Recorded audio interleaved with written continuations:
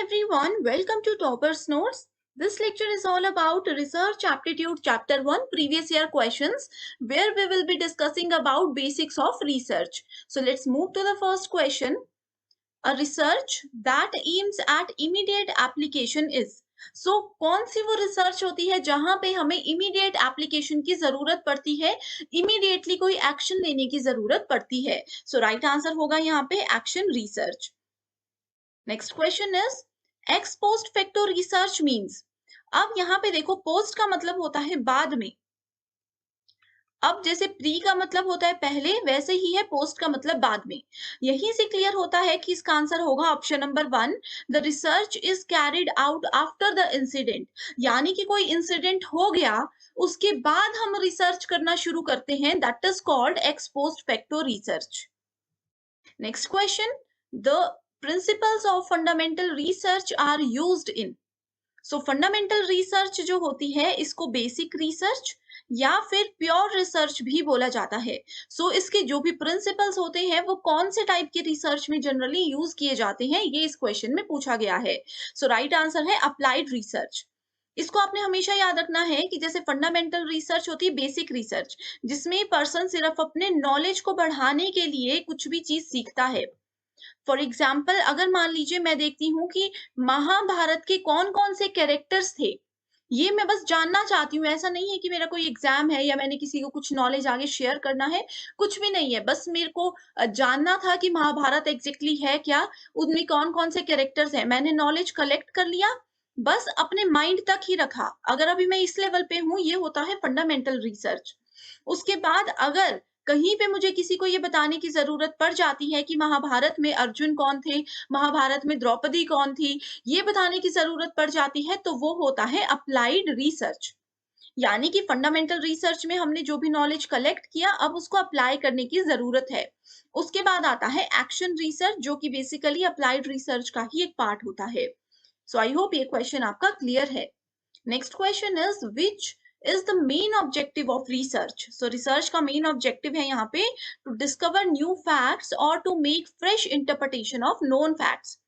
एक fact है, simple language में बोलूं कि कोई टॉपिक है, कोई प्रॉब्लम है जिसके बारे में मुझे ऑलरेडी पता है, तो उसी को मैं फिर से थोड़ा सा रिसर्च करूंगी. उसमें जो लेटेस्ट डेटा है, अपडेटेड उसमें क्या चल रहा है, वो चीजें कलेक्ट करूंगी. That is called research. ये देखो रिसर्च जो है दो चीजों से बना है, सर्च, यानी कि ऑलरेडी जो चीज हमारे पास है, ऑलरेडी जिस चीज के बारे में हमें नॉलेज है, उसको हम फिर से सेकेंड टाइम उस पे कोई सर्च करते हैं, उसको ढूंढते हैं ताकि हमें और नॉलेज हमारा बढ़ सके.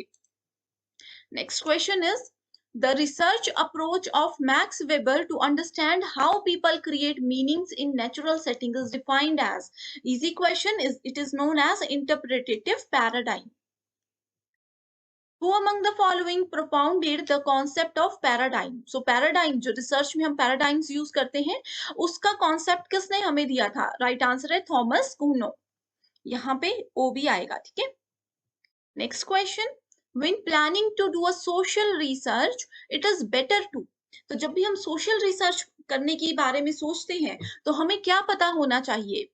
To be familiar with literature on the topic, यानी कि किस टॉपिक पे हम लोग रिसर्च कर रहे हैं, ठीक है, किस टॉपिक पे हम रिसर्च कर रहे हैं उससे रिलेटेड जो लिटरेचर ऑलरेडी है, यानी कि उस टॉपिक से रिलेटेड अगर पहले भी किसी ने रिसर्च की है या भी कोई करंट में उससे रिलेटेड रिसर्च कर रहा है, तो उनकी क्या फाइंडिंग्स है, उन्होंने क्या क्या रिसर्च किया, क्या क्या सॉल्यूशन ढूंढा, वो चीजें पता होना जरूरी है. ये क्यों इंपॉर्टेंट होता है? कहीं ऐसा ना हो कि जिस टॉपिक पे हम रिसर्च कर रहे हैं, जिस प्रॉब्लम को हम बड़ी प्रॉब्लम समझ के उसका सॉल्यूशन ढूंढने के लिए जा रहे हैं, वो ऑलरेडी सॉल्यूशन किसी और ने हमें दे दिया हो, तो वो हमारी पूरे रिसर्च जो है वो गलत हो सकती है, बिल्कुल टाइम वेस्ट हो सकता है. Next question is what is a research design. So research में डिजाइन क्या होता है? ये एक फ्रेमवर्क होता है for every stage of collection and analysis of data. आपको पता है कि रिसर्च मल्टीपल स्टेज एक प्रोसेस होता है, जिसमें से कि पहला प्रोसेस होता है, पहला स्टेप होता है प्रॉब्लम फॉर्म्यूलेशन, कि हमें प्रॉब्लम के बारे में पता होना चाहिए, क्या हमारे सामने प्रॉब्लम है जिसको हम रिसर्च करेंगे. ठीक है, जैसे डिफरेंट स्टेजेस हैं, सो हर एक स्टेज में हमें डेटा कलेक्ट करना पड़ता है। तो डेटा कलेक्ट करना एंड डेटा को एनालाइज करना, उसका एक प्रॉपर फ्रेमवर्क बनाया जाता है, जिसको कि रिसर्च डिजाइन कहते हैं। Next question, Jean Piaget gave a theory of cognitive development of human on the basis of his. So Jean Piaget ने कॉग्निटिव डेवलपमेंट, ह्यूमंस की कॉग्निटिव डेवलपमेंट पे एक थ्योरी दी थी। किस रिसर्च के बेसिस पे उन्होंने ये थ्योरी डेवलप की थी? राइट आंसर होगा फंडामेंटल रिसर्च। सो कॉग्निटिव का मतलब होता है माइंड से रिलेटेड। किसी की अगर हम मेंटल एबिलिटीज की बात करते हैं, सो वहां पे हम कॉग्निटिव चीज उसको टर्म को यूज करते हैं। Next is the conclusions, findings of which type of research cannot be generalized to other situations. So right answer here is historical research. तो क्योंकि हिस्टोरिकल रिसर्च यानी कि हिस्ट्री में वो चीज ऑलरेडी शुरू होके खत्म भी हो चुकी है, तो इस तरह की जो सिचुएशंस होती है उसको हम जर्नलाइज नहीं कर सकते, उसको हम चेंज नहीं कर सकते। ठीक है, तो सिंगल यही रिसर्च होती है जिसमें हम नई फाइंडिंग्स कुछ भी नहीं कर सकते हैं। Next question is, in doing action research what is the usual sequence of steps? So जब भी हम एक्शन रिसर्च करते हैं तो एक प्रॉपर सीक्वेंस होता है स्टेप्स का जो हमें फॉलो करना चाहिए, वो होता है प्लान, एक्ट, ऑब्जर्व, रिफ्लेक्ट। तो क्या पहले हमें हर चीज के बारे में प्लानिंग करनी चाहिए, जो हमने प्लान बनाया उस पे एक्ट करना यानी कि उस पे काम करना हमें शुरू करना चाहिए। आफ्टर दैट जब हम काम करेंगे हम ऑब्जर्व करते जाएंगे कि हम सही ट्रैक पे जा रहे हैं या फिर नहीं। उसके बाद रिफ्लेक्ट का मतलब होता है कि जब हमारे पास उसका आउटकम आ जाएगा, फाइनल रिजल्ट आ जाएगा, तो वो हमें क्या रिफ्लेक्ट करता है कि क्या हम सॉल्यूशन तक पहुंच चुके हैं या नहीं। सो ये होता है इसका एक proper sequence. Next question is, which of the following research types focuses on ameliorating the prevailing situations?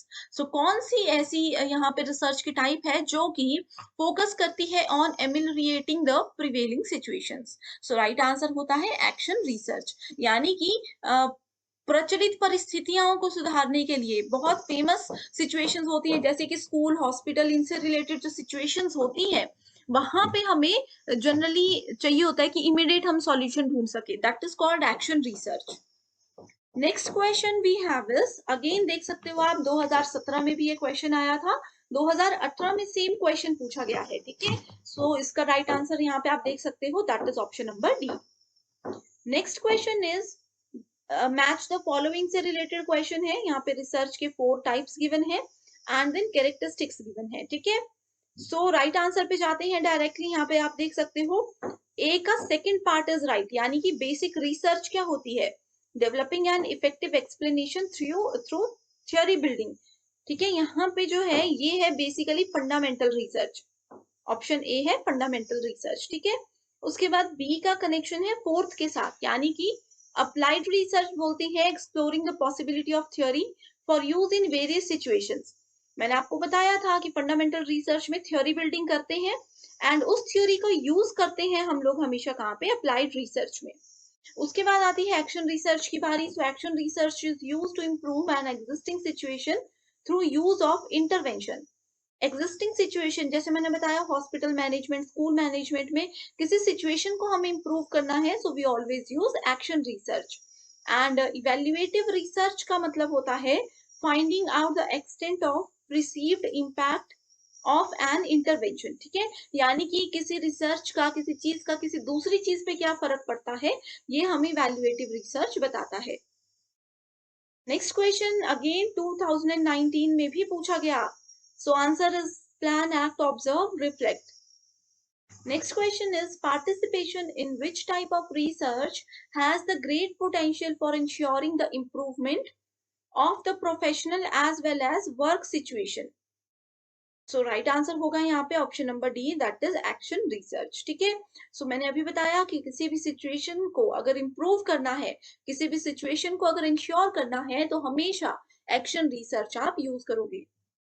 Next question is, in which of the following research studies interpretation and meaning get more attention than formulation of generalization? So कौन से types वो होते हैं जिसमें interpretation और meaning में ज्यादा ध्यान दिया जाता है rather than formulation of generalization? So right answer है यहाँ पे 1, 3 and 4, historical, philosophical and ethnographic research. अगला क्वेश्चन है, research that focuses on social inequality between men and women is called. So वो कौन सी रिसर्च है जो कि सोशल इनइक्वालिटी यानी कि एक मेन किसी विमेन से अलग है, इस चीज पे कौन सा रिसर्च फोकस करता है? ऑप्शन नंबर डी यहाँ पे राइट आंसर है, that is feminist research. Next question is, which of the following research types has a potential for enhancing teaching competencies? So teaching competencies यानी कि शिक्षण दक्षताओं को बढ़ाने की क्षमता यहाँ पे कौन सा रिसर्च रखता है? That is action research. Next question, which of the following research is cyclic in nature? Right answer होगा यहाँ पे एक्शन रिसर्च। हमेशा याद रखिए, एक्शन रिसर्च ही एक ऐसा रिसर्च होता है जो कि साइक्लिक होता है, जिसमें प्लान, एक्ट, ऑब्जर्व, रिफ्लेक्ट, ये 4 फेजेस पे इस तरह से ये साइक्लिक वे में काम करता है। नेक्स्ट क्वेश्चन है, in the post-positivistic approach to research, which of the following types of researches got emphasized? So अगर हम लोग पोस्ट पॉजिटिविस्टिक अप्रोच की बात करते हैं रिसर्च में, तो कौन से वो टाइप्स है जो कि एम्फेसाइज होते हैं? सो राइट आंसर है यहाँ पे 2, 3 and 5। 2, 3 and 5, that is phenomenological research, ethnographic research and action research. Next question है हमारे पास, which among the following is not the outcome of grounded theory research? So इनमें से कौन सा grounded theory research का एक आउटकम नहीं है, एक परिणाम नहीं है? सो राइट आंसर है यहाँ पे नरेटिव रिसर्च यानी कि कथावाचक। In a research, reliability is that quality of measurement procedure which provide। So research में रिलायबिलिटी टर्म बहुत बार हम यूज करते हैं, तो वो जनरली क्यों यूज किया जाता है? For repeatedly and accuracy of the research. Next question है, when results obtained in research study can be extended to a group larger than the sample is called. ठीक है, सो रिजल्ट जो आते हैं किसी रिसर्च के, that can be extended to a group larger than the sample। Sample से बड़ा वो हो जाता है तो उसको बोला जाता है external validity। next question is, which of the following research formats focuses on hypothesis testing and generalization? तो वो कौन सा फॉर्मेट है रिसर्च का जो कि हाइपोथेसिस टेस्टिंग यानी कि परिकल्पना परीक्षण या फिर सामान्यीकरण पर आधारित होता है, उस पर ज्यादा फोकस करता है? सो राइट आंसर है experimental and ex post facto research. Next question है, the time frame in which a study explores a situation और problem is called the. So right answer होगा यहाँ पे रेफरेंस पीरियड। अगला question है, in grounded theory researchers collect data using theoretical sampling unit theoretical saturation is achieved। This process can be summarized in the following sequence। ठीक है, सो ये sampling से related है जहां पे हम ग्राउंडेड थ्योरी को यूज करते हैं।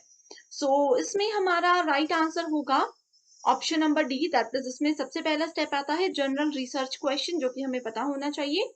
उसके बाद आता है sample theoretical decided, collection data, collection of data, उसके बाद आता है analysis of data and then theoretical saturation. Next question है, which of the following activities are performed by the researcher in an ethnographic research?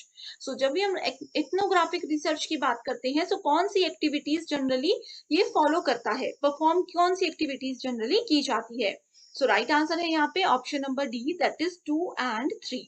सो यहाँ पे देख सकते हो 2 है gets immersed in a social setting for an extended period of time, and option number 3 है listens to and engages। हमारा अगला question है, at the stage of data analysis in which quantitative techniques have been used by a researcher। ठीक है, जब हम data analysis stage पर होते हैं जहां पे क्वांटिटेटिव टेक्निक जो है एक रिसर्चर यूज करते हैं, the evidence warrants the rejection of null hypothesis. इन्होंने यहाँ पे बोला कि नल हाइपोथेसिस को रिजेक्ट कर दिया। Which of the following decision of the researcher will be deemed appropriately? So right answer है यहाँ पे option number B, that is rejecting the this null hypothesis and accepting the substantive research hypothesis। Next question is, the originality of a research topic will depend upon factors of, हमारा research topic original है या नहीं है, ये किन factors पे depend करता है? ये डिपेंड करता है हमारे टॉपिक की यूनिकनेस पे, हमारे सपोर्ट सिस्टम पे and feasibility of the system पे। Next question is the conceptual framework in which a research is conducted is called। so जहां पे एक conceptual framework जिसपे कि basically research conduct की जाती है उसको बोलते हैं research design। next question है हमारे पास according to one paradigm of research following sequence is followed by the researchers। ठीक है, सो रिसर्च पैराडाइम में एक सीक्वेंस होता है जो हमने प्रीवियस क्वेश्चन भी किया, तो आपको बताना है किसको यहाँ पे फॉलो किया जाता है। ठीक है, गिवन है यहाँ पे थ्योरी, जनरलाइजेशन ऑफ हाइपोथेसिस, उसके बाद आता है डेटा कलेक्शन, उसके बाद आता है डेटा एनालिसिस एंड रिजल्ट, उसके बाद आता है हाइपोथेसिस कंफर्म्ड और रिजेक्टेड, एंड उसके बाद आता है रिवीजन ऑफ थ्योरी। सो यहाँ पे राइट आंसर है जो भी ये सीक्वेंस बताया गया है उस अकॉर्डिंग राइट आंसर है डिडक्टिव अप्रोच। तो ये थे हमारे आज के 34 questions. Thanks for watching this video. Hi everyone, welcome to Toppers Notes. This lecture is all about Research Aptitude Chapter 2, where we will be discussing about methods of research previous year questions. So हमारा पहला प्रश्न है, which of the following is not a type of experimental method? So research methods में हमारे पास एक important method है experimental method. 4 options given है, हमें बताना है कि इनमें से एक्सपेरिमेंटल का टाइप कौन सा नहीं है। सो राइट आंसर है हमारे पास residual group experiment. Next question is deconstruction is a popular method of research in. So research में हम लोग डीकंस्ट्रक्शन बहुत बार यूज करते हैं, ये कौन से रिसर्च का एक पॉपुलर मेथड है? सो राइट आंसर है यहाँ पे लिटरेचर का। Next question is the research stream of immediate application is. So research अगर इमीडिएट एप्लीकेशन की अगर हम बात करते हैं रिसर्च में, तो इसका मतलब है we are talking about action research. ये चैप्टर 1 में भी हमने इससे रिलेटेड बहुत बार क्वेश्चंस किए थे कि जहां पे भी हमें इमीडिएट सॉल्यूशन की जरूरत होती है, प्रॉब्लम का इमीडिएट हमें वहां पे कोई हल ढूंढना होता है, तो हमेशा we use concepts of action research. Next question है, which of the following statement is not true in the context of participatory research. तो पार्टिसिपेटरी रिसर्च के कॉन्टेक्स्ट में कौन सी स्टेटमेंट ट्रू नहीं है, यानी कि कौन सी स्टेटमेंट फॉल्स है? सो राइट आंसर यहाँ पे होगा its sole purpose is the production of knowledge. A researcher is interested in studying the prospects of a particular political party in an urban area. What tool should he prefer for the study?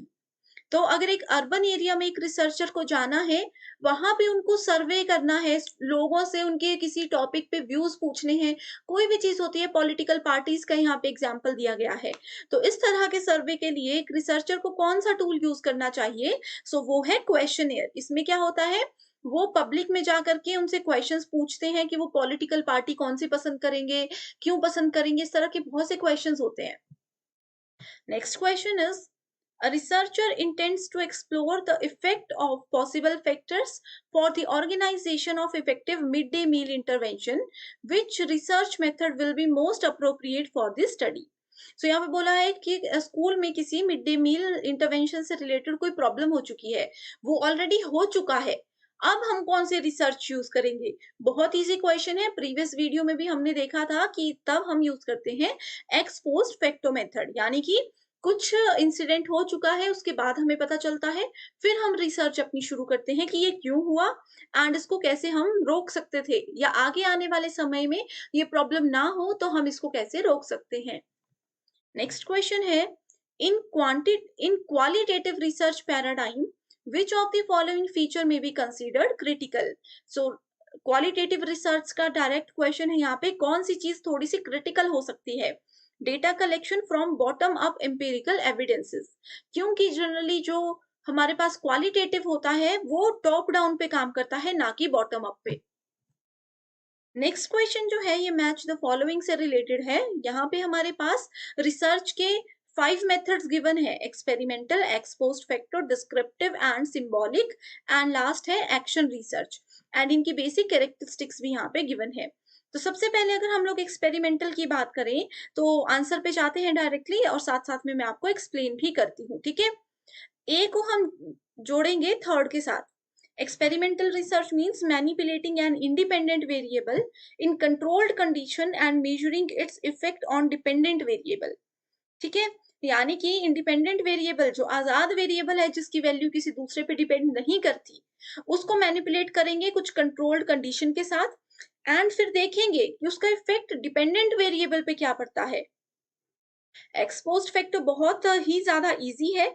सो इसमें आप देख सकते हो observing the effect on dependent variable and making probes into factors variables which explain it, ये होता है exposed इफेक्टो।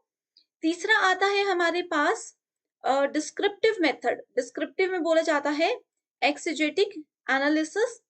Then आता है सिंबॉलिक इंटरेक्शंस, ठीक है। सो इसको हम जोड़ेंगे इसके साथ कि explaining patterns of behaviour in terms of meanings and their representations which people share. And last option है action research. So action research में हम देखते हैं interventions to ameliorate a given situation. Next question, which of the following is not the critical feature of qualitative research? Qualitative का कौन सा critical feature नहीं है? Seeking to establish relationship among measured social facts. तो जो social facts होते हैं, जैसे हमने कोई research की उसमें मल्टीपल फैक्ट्स हैं, जो भी सोशल फैक्ट्स होते हैं उसको मेजर करना एंड उनके बीच में रिलेशनशिप को एस्टैब्लिश करना। नेक्स्ट क्वेश्चन है अगेन मैच द फॉलोइंग से, जहां पे रिसर्च के मेथड्स हैं एंड डेटा कलेक्शन टूल्स है। इसमें हमें बताना है कि कौन से टाइप के रिसर्च में कौन से किस तरह से हम डेटा कलेक्ट कर सकते हैं। तो इसका राइट आंसर है ऑप्शन नंबर बी। इसमें देखते हैं ए को, एक्सपेरिमेंटल मेथड में हम करते हैं स्टैंडर्डाइज टेस्ट, याद रखिएगा। उसके बाद एक्सपोज्ड फैक्टो मेथड में हम करते हैं हिस्टोरिकल मेथड, क्योंकि एक्सपोज्ड यानी कि जो इंसिडेंट है वो पहले हो चुका है, ठीक है। सो यहाँ पे अगर हम देखें एक्सपोज्ड फैक्टो ये होता है टिपिकल कैरेक्टरिस्टिक टेस्ट। उसके बाद आता है डिस्क्रिप्टिव सर्वे मेथड। इसमें हम देखते हैं क्वेश्चनियर्स। सर्वे मैंने बताया, सर्वे करने जैसे कि उसमें बताया था पॉलिटिकल पार्टी वाला एग्जांपल था। सर्वे करते हैं तो वहां पे क्वेश्चंस पूछे जाते हैं। एंड उसके बाद आता है हिस्टोरिकल मेथड जिसमें कि हम प्राइमरी एंड सेकेंडरी सोर्सेज का यूज करते हैं।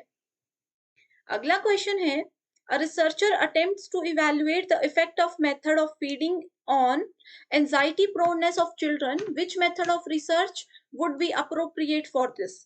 तो यहाँ पे बताया है जहां पे भी इफेक्ट की बात की जाए, जहां पे भी इफेक्ट की बात करते हैं इसका मतलब है कि इंसिडेंट ऑलरेडी हो चुका है, उसका इफेक्ट भी लोगों पे पड़ चुका है, अब हम क्या करेंगे। तो वहां पे हमेशा एक्सपोज्ड फैक्टो मेथड पे फोकस कीजिएगा। नेक्स्ट क्वेश्चन, इंटरव्यू के टाइप्स दिए गए हैं एक लिस्ट में, दूसरे में उसके मीनिंग दिए गए हैं, हमें उनको मैच करना है। सो स्ट्रक्चर्ड इंटरव्यूज जो होते हैं इसमें हम प्री डिटरमाइंड क्वेश्चंस लेकर के चलते हैं, ठीक है।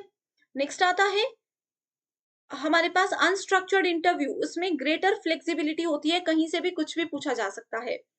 नेक्स्ट आता है हमारे पास focused interview, attention on the questions to be asked. And last है क्लिनिकल इंटरव्यूज जिसमें कि हम फोकस करते हैं इंडिविजुअल लाइफ एक्सपीरियंसेस पे। नेक्स्ट क्वेश्चन है which one of the following is the main feature of qualitative research. So qualitative research का main feature क्या है? It avoids positivistic assumptions and data analysis. अगला क्वेश्चन है, यहाँ पे एक लिस्ट गिवन है हमारे पास जो कि रिलेटेड है क्वालिटेटिव रिसर्च कैरेक्टरिस्टिक से। हमें बताना है कौन से स्टेटमेंट्स इसके रिगार्ड में ट्रू है। सो सबसे पहले देखते हैं starting the purpose and research questioning in a broad way, ठीक है। पर्पस पता होना चाहिए, उसके बाद क्वेश्चंस पूछना एक ब्रॉड वे में हम शुरू कर देते हैं। नेक्स्ट है collecting data based on words from a small number of individuals. तो थोड़े लोगों से हम क्वेश्चंस पूछना शुरू करते हैं, धीरे धीरे वो चीजें बढ़ती जाती हैं। एंड देन फिर आता है हमारे पास using text analysis and interpreting large meaning of the findings. So right answer है यहाँ पे ऑप्शन नंबर ए। अगला क्वेश्चन है case studies are. Case studies exactly क्या होती हैं? In depth explanation of subject and its related conditions, ठीक है। अब देखो कोई भी प्रॉब्लम है हमारे पास, उस प्रॉब्लम का हम सॉल्यूशन ढूंढ रहे हैं। जब भी हम उसके केस स्टडी के बारे में बात करते हैं तो उसके हम डीप में जाएंगे कि कहाँ से ये प्रॉब्लम शुरू हुई, किस किस को इसने इफेक्ट किया, जिनको इफेक्ट नहीं हुआ इस चीज से वो कैसे बच गए, ये सारी डीप नॉलेज हम लेते हैं एंड रिलेटेड कंडीशंस देखते हैं। अगला क्वेश्चन है 2019 में पूछा गया था ये, participant observation is a part of, तो प्रतिभागी अवलोकन जो है वो किसका हिस्सा होता है, तो ये होता है एथनोग्राफिक रिसर्च का एक पार्ट। अगला क्वेश्चन है हमारे पास, through which research method the manipulation of an independent variable, एक इंडिपेंडेंट वेरिएबल है, इसका manipulation and its effect on dependent variable is examined with reference to a hypothesis under controlled condition, इसको बोला जाता है experimental research. Next question is the study of why does stressful living result in heart attack, so ये एक basic सी statement है कि जो stressful जीवन जीते हैं उनको जनरली हार्ट अटैक आता है, क्यों? सो राइट आंसर है, ये कौन सा टाइप का रिसर्च है, वो है एक्सप्लोरेटरी एक्सप्लेनेटरी रिसर्च। इस चीज को हम एक्सप्लेन कर सकते हैं, इस चीज का हम सबको जागरूकता फैला सकते हैं, लेकिन ये चीज करना या नहीं करना वो उस पर्सन पे डिपेंड करता है, that's why it is explanatory research. Next question है, in the research method generalizations may be made that will be applicable to other situations of the same time, what is this called? ठीक है, सो research method में कुछ generalisations हम लेते हैं जो कि उस सिचुएशन में या उससे मिलती जुलती कुछ तरह की सिचुएशन में यूज होती है, तो उसको बोला जाता है केस स्टडी। अगला क्वेश्चन है, quantitative research is also called the, so quantitative research को हम स्ट्रक्चर्ड अप्रोच बोलते हैं, एक प्रॉपर स्ट्रक्चर होता है जो यहाँ पे फॉलो किया जाता है, एक एक इंस्ट्रक्शन एक एक स्टेप को प्रॉपर वे में यहाँ पे फॉलो किया जाता है। नेक्स्ट क्वेश्चन है, when the researcher does not know the identity of the experimental and placebo groups, the study is termed as, ठीक है, जब रिसर्चर को एक्सपेरिमेंटल ग्रुप और प्लेसबो ग्रुप्स के बारे में नहीं पता होता, बिल्कुल भी नहीं आइडिया होता, तो उसको बोलता है double blind research. The easiest attitudinal scale which is a summated rating scale is the, so right answer है यहाँ पे Likert scale.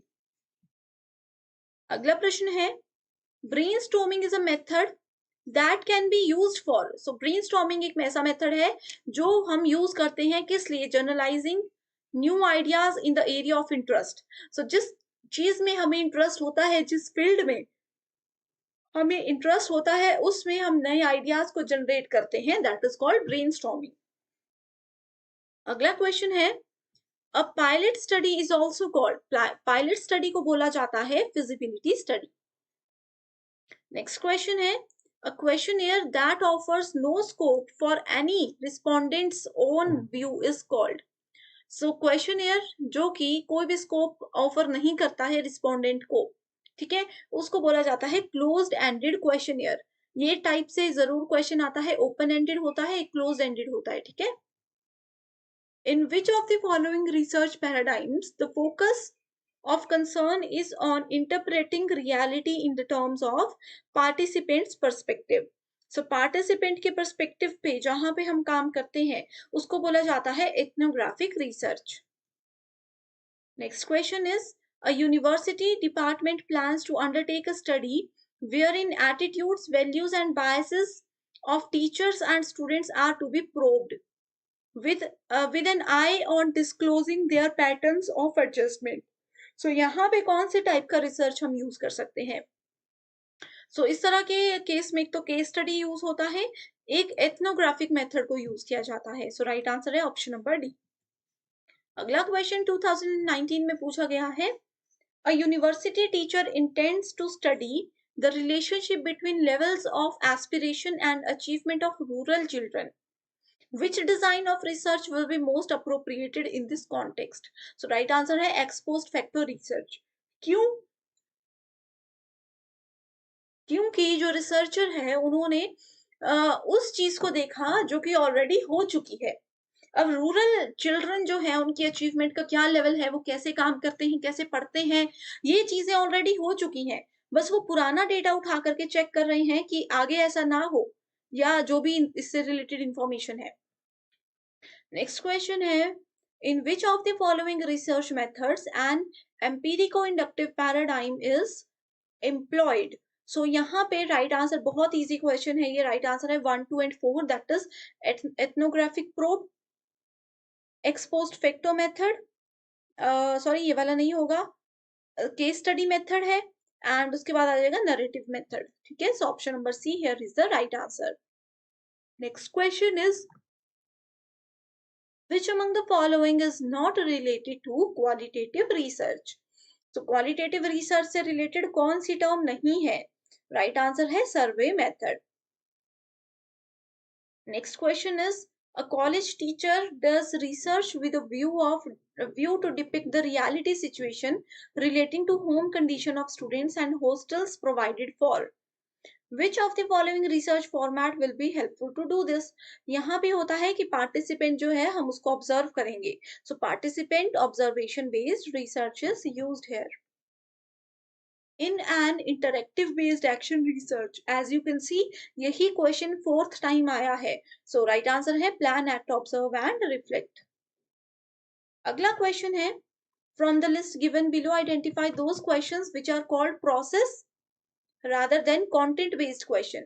So process based question और content based question कौन से होते हैं पहले तो आपको ये पता होना चाहिए, ठीक है। So उस according divergent question जो है, ठीक है, ये भी प्रोसेस बेस्ड क्वेश्चन होता है, कॉन्सेप्ट बेस्ड क्वेश्चन ये भी प्रोसेस बेस्ड क्वेश्चन होता है, ओपन क्वेश्चन जो है ये भी प्रोसेस बेस्ड क्वेश्चन होता है, एंड बाकी की जो 3 टाइप्स हैं ये कंटेंट बेस्ड क्वेश्चन होते हैं। सो राइट आंसर है ऑप्शन नंबर डी। अगला प्रश्न है a university teacher plans to improve the study habits of the student in his or her own class. Which type of research paradigm will be helpful in this regard? ठीक है, तो एक university teacher अपने students की study habits को बदलना चाहता है, उनको इम्प्रूव करना चाहते हैं, तो कौन सा रिसर्च का टाइप उनको हेल्प करेगा? हमेशा हमने बात की है इमीडिएट हो, स्कूल हॉस्पिटल से रिलेटेड कोई प्रॉब्लम हो तो एक्शन रिसर्च आंसर होगा। Next question is generalized conclusion on the basis of a sample is technically known as. तो वो generalized conclusion on the basis of sample, हमने कंक्लूजन निकाला एक सैंपल से, ठीक है, सो उसको हम क्या बोलते हैं? उसको बोला जाता है statistical inference. Next question is which of the following steps are required to design a questionnaire. So कौन से स्टेप्स को की जरूरत होती है हमें अगर हम क्वेश्चनियर्स को डिजाइन करना चाहते हैं?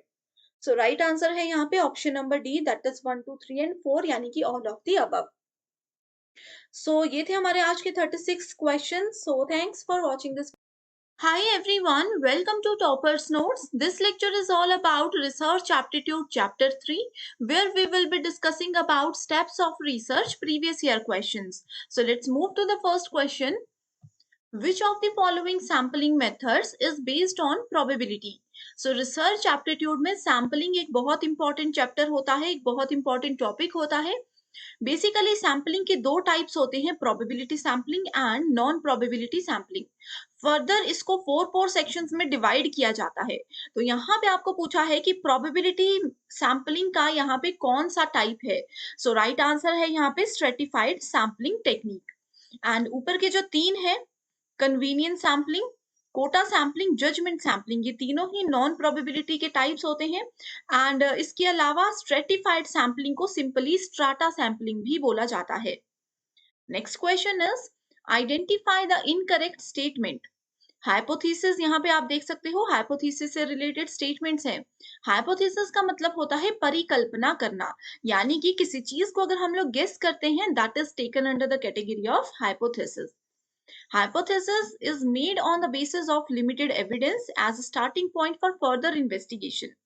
So इसमें बोला गया है कि अगर हम hypothesis लेते हैं, ये किसी चीज का एक starting point होता है, इसी से हम अपनी आगे की investigation को शुरू कर पाते हैं।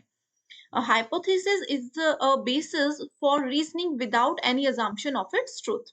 Hypothesis is a purposive explanation for a phenomenon, या फिर scientific hypothesis is a scientific theory. So option number D बिल्कुल इनकरेक्ट है, क्योंकि साइंटिफिक हाइपोथेसिस साइंटिफिक थ्योरी नहीं होती है। इन दोनों चीजों में मेजर डिफरेंस होते हैं, राइट। हाइपोथेसिस को हम परिकल्पना करना या फिर मैंने आपको बताया गेस करना होता है। अब मेरे पास कोई प्रॉब्लम है, मेरे को उस प्रॉब्लम का सॉल्यूशन चाहिए। मैं अपनी ए फ्रेंड के पास गई, उन्होंने मुझे बोला कि ये वाला ट्राई करो, मे बी आपको सॉल्यूशन मिल जाए।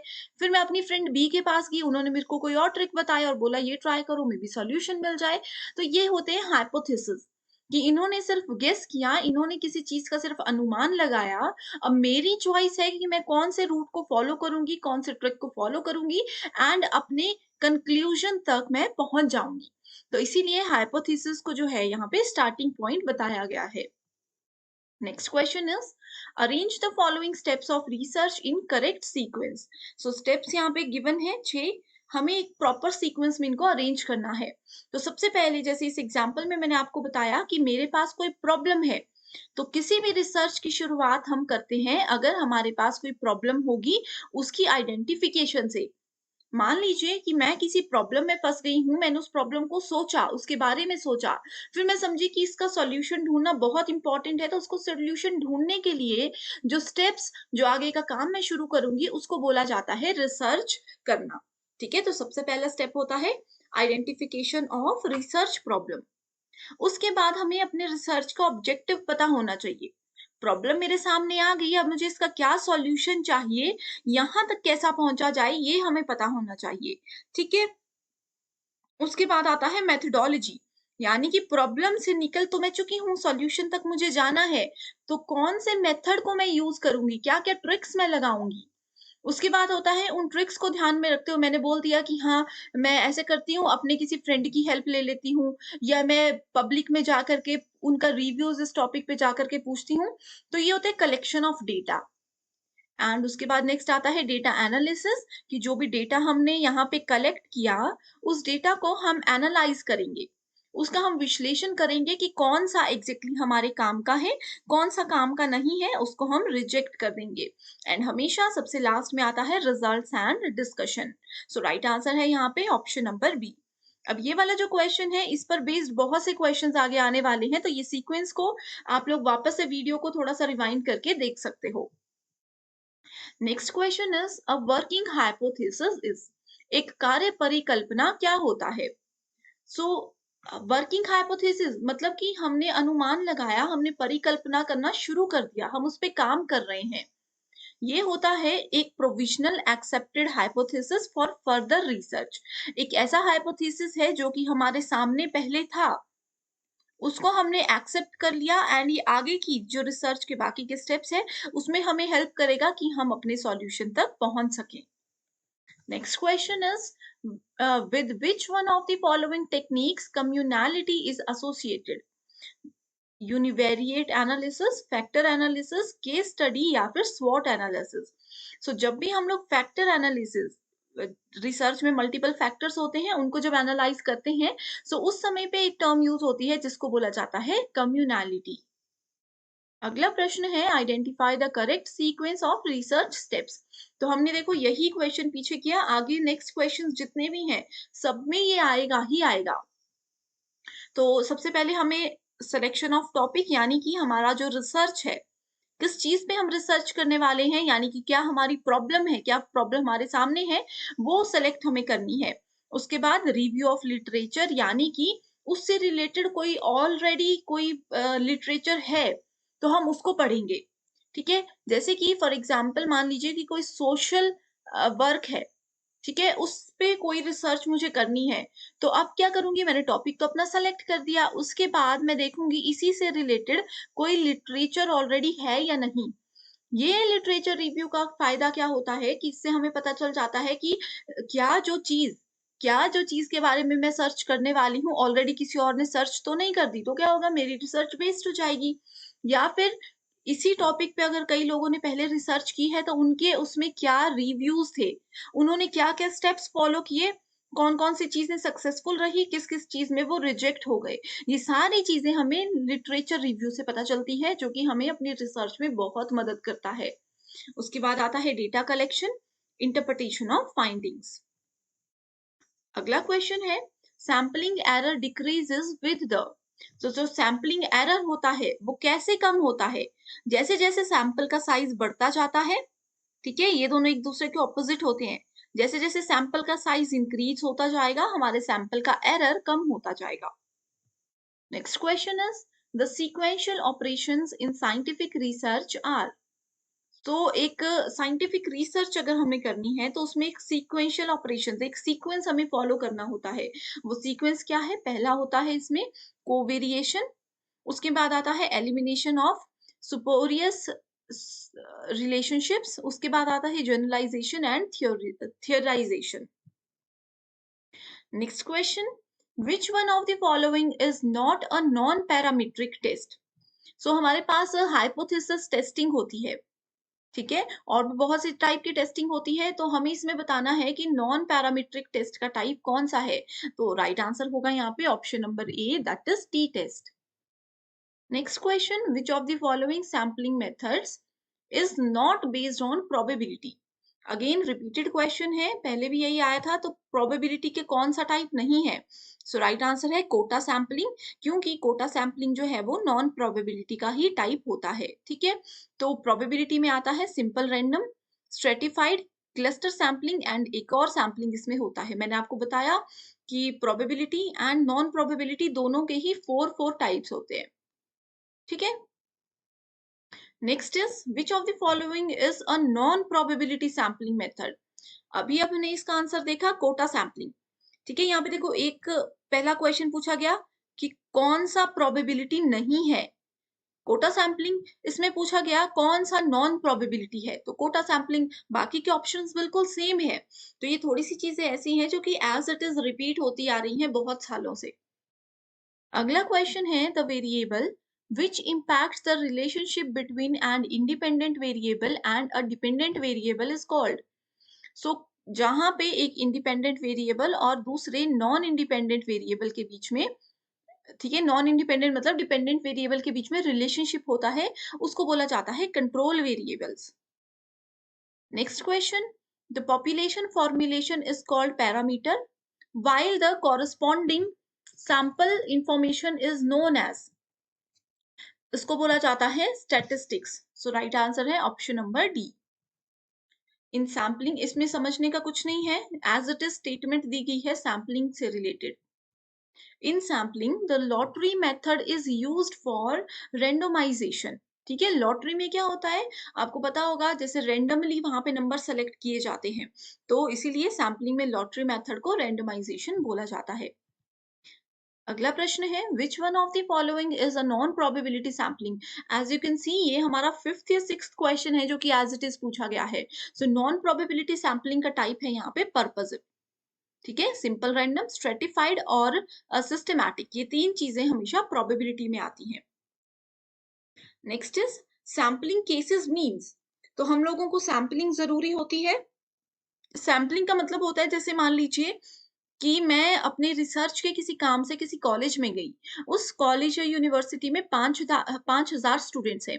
अब 5,000 स्टूडेंट्स का ओवरव्यू, उनका क्या स्टेटस है वो तो हम नहीं चेक कर सकते, उनके रिव्यूज तो हम नहीं ले सकते, तो हम क्या करते हैं, इसको बोला जाता है टोटल पॉपुलेशन, ठीक है। सैम्पलिंग के केस में जितने टोटल होते हैं उसको पॉपुलेशन बोला जाता है। 5,000 में से मैंने सिर्फ 100 सेलेक्ट किए, इसको बोला जाता है सैम्पलिंग। अगर यहाँ पे हम नॉन प्रोबेबिलिटी सैम्पलिंग की या प्रोबेबिलिटी सैम्पलिंग की बात करें, सो प्रोबेबिलिटी सैम्पलिंग में होता है कि हमने रैंडम सिलेक्शन कर दिया, एंड नॉन प्रोबेबिलिटी सैम्पलिंग में होता है किसी क्राइटेरिया को हमने फॉलो किया, जैसे मैंने बोल दिया जो स्टूडेंट्स म्यूजिक में अच्छे हैं सिर्फ वही आएंगे, या जिन स्टूडेंट्स की हाइट 5 से ज्यादा है वो ही इस सैम्पलिंग का हिस्सा बन सकते हैं। तो इस तरह से नॉन प्रोबेबिलिटी और प्रोबेबिलिटी सैम्पलिंग को फर्दर डिवाइड किया जाता है, ठीक है। सो सैम्पलिंग केसेस का मतलब होता है sampling of people, newspapers, television programmes etcetera. So यहाँ पे इसका एग्जाम्पल मैंने आपको पीपल के पॉइंट ऑफ व्यू से बताया कि 5,000 में से मैंने 100 सेलेक्ट किए किसी कंडीशन को लेकर के, ठीक है। रेंडमली सिलेक्शन भी हो सकता है, उसमें बस ऐसा है कि 5,000 में से मेरे को पहले पहले 100 बच्चे जो नजर आ गए, ऐसे कैंपस पे नजर घुमाऊंगी, पहले 100 पेजेस पे नजर पड़ गई, वो एज अ सैंपल मैं कलेक्ट करूंगी। लेकिन कुछ सैम्पलिंग ऐसी होती है जिसमें हम सोच समझ के डिसीजन लेते हैं कि किस फील्ड में हमें काम करना है, किस लेवल के स्टूडेंट्स हमें चाहिए। The frequency distribution of a research data which is systematical in shape, similar to a normal distribution but center peak is much higher is, that is called leptokurtic. Next question, इस तरह के questions generally अब exam में पूछे नहीं जाते, ठीक है। Male and female students perform equally well in numerical aptitude test, this statement indicates, ठीक है। तो इसको क्या बोला जाता है, इसको बोला जाता है नल हाइपोथेसिस। नल हाइपोथेसिस हमेशा बोलता है कि दो चीजें, जैसे ए एंड बी है, दो चीजों में कभी भी कोई डिफरेंस नहीं हो सकता। नल का मतलब ही होता है शून्य, यानी कि शून्य डिफरेंस, कोई डिफरेंस नहीं हो सकता। अगर हम बोलते हैं कि ए और बी बिल्कुल बराबर है, दिखते भी बराबर है, मेंटल लेवल भी बराबर है, हर चीज बराबर है, तो वो नल हाइपोथेसिस है।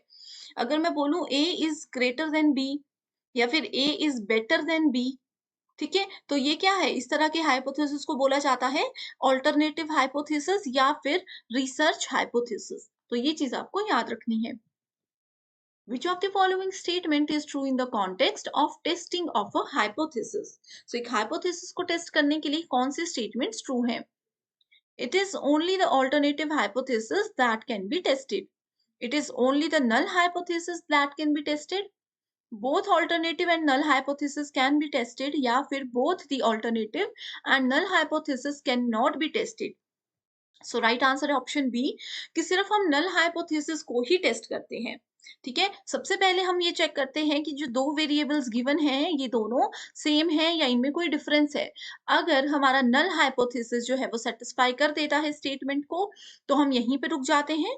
अगर नल हाइपोथेसिस स्टेटमेंट को सेटिस्फाई नहीं कर पाता, उसके बाद जाकर के हम ऑल्टरनेटिव हाइपोथेसिस पे मूव करते हैं।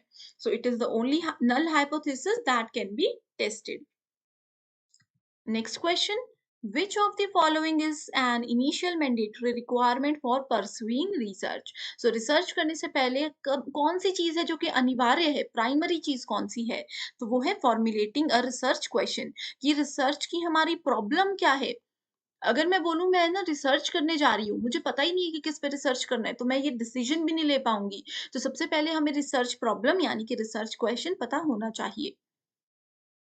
नेक्स्ट है, in a research on the effect of child rearing practices on stress proneness of children in completing school projects, the hypothesis formulated is that children rearing practices do influence stress proneness. At the data analysis stage, a null hypothesis is. तो इस case में हम null hypothesis को क्या करेंगे? Research hypothesis will also be rejected. Research hypothesis will be accepted. दोनों को ही हम रिजेक्ट कर देंगे या दोनों को ही हम एक्सेप्ट कर देंगे या कोई डिसीजन नहीं लेंगे। सो राइट आंसर होगा यहाँ पे ऑप्शन नंबर बी, कि इस केस में रिसर्च हाइपोथेसिस को हम एक्सेप्ट करते हैं। हमेशा यहाँ पे बोला जाता है कि कोशिश कीजिएगा कि नल हाइपोथेसिस अगर ट्रू है, ठीक है, तो उसको हमें एक्सेप्ट करना ही करना है, नहीं तो एरर्स हो जाते हैं। वो हम आगे डिस्कस करेंगे कि किस तरह के एरर्स जनरली इसमें होते हैं। Which sequence of research steps is logical in the list given below? तो इसमें देखो कॉमा से सेपरेट करके डिफरेंट हमें स्टेप्स दिए हैं रिसर्च के। तो सबसे पहले हमेशा प्रॉब्लम फॉर्मुलेशन, ठीक है, तो ये वाला ऑप्शन हम रिजेक्ट कर देंगे।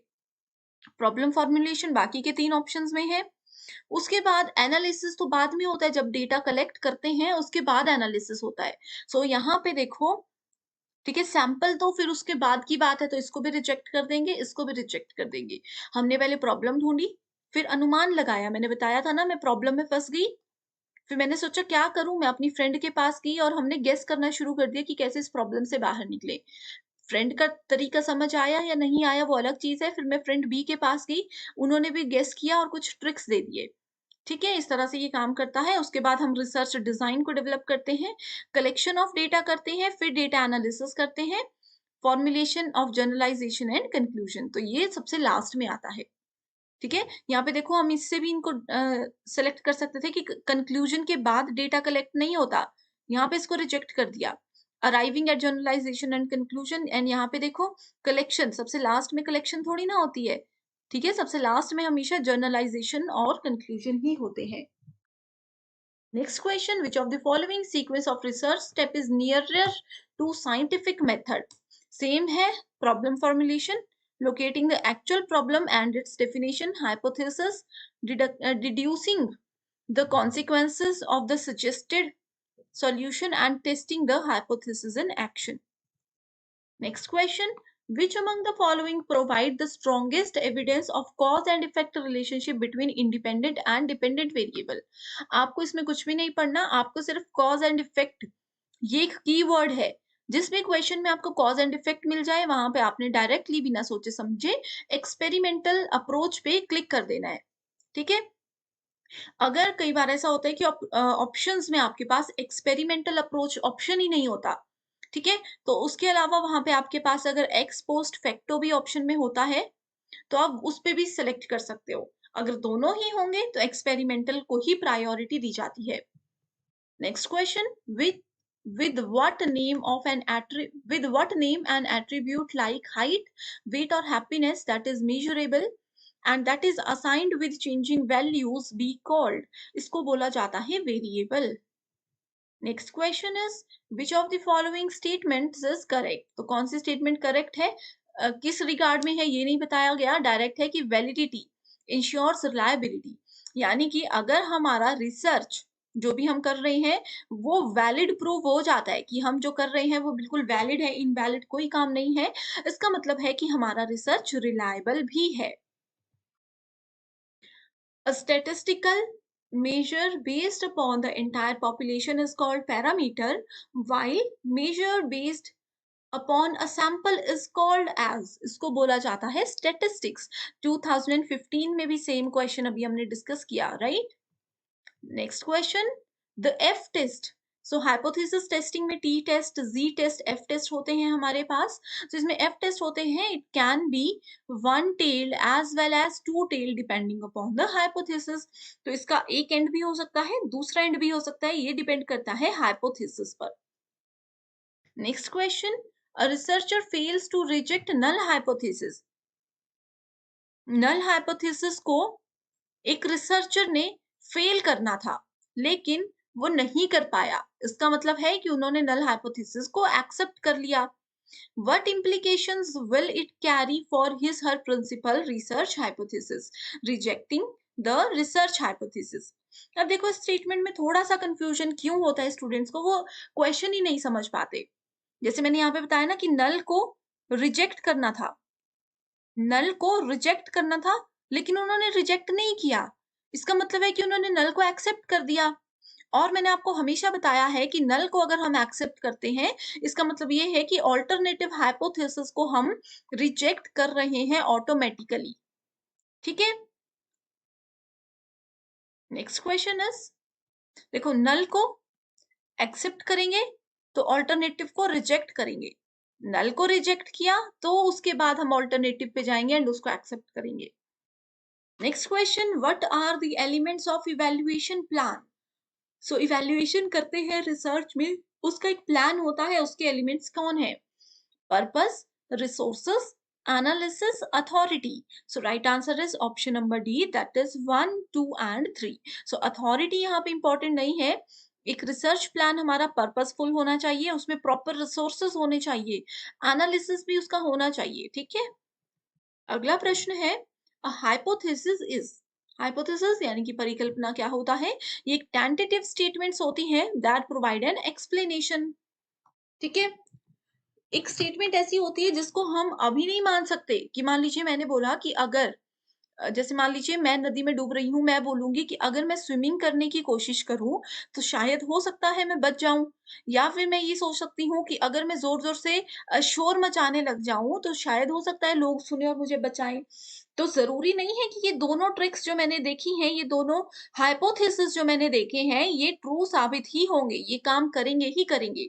तो ये एक ऐसी स्टेटमेंट होती है जिसको हमें दिमाग में तो हमारे आ चुकी है बट उसको ट्राई करना पड़ता है, तो वो एक्सेप्ट होंगी, रिजेक्ट होंगी, क्या होगा ये सिचुएशन पे डिपेंड करता है। Next is tertiary source of data is. So research में हमारे पास प्राइमरी, सेकेंडरी या टर्शियरी सोर्स होते हैं डेटा के। प्राइमरी होता है जहां पे फील्ड में जा करके हम खुद डेटा कलेक्ट करते हैं, जैसे कि न्यूज रिपोर्टर्स होते हैं, वो क्या करते हैं, कहीं पे कुछ वारदात होती है वो खुद उधर जा करके न्यूज कलेक्ट करते हैं, वो प्राइमरी है। सेकेंडरी है जो कि हम लोगों को मिलता है, जैसे कि न्यूज़पेपर। अब न्यूज़पेपर वालों ने तो फील्ड में जाकर के काम किया, न्यूज कलेक्ट की, हमें क्या हुआ, हमने तो सेकेंडरी चीज से देखा, न्यूज, टीवी चैनल, ये सब चीजें, जैसे ये है देखो। ठीक है। ये सारी चीजें सेकेंडरी हैं, ये सारी चीजें सेकेंडरी हैं, ठीक है। सो टर्शियरी होता है जिसमें कि प्राइमरी सेकेंडरी दोनों की इंफॉर्मेशन होती है, कंबाइंड, ठीक है।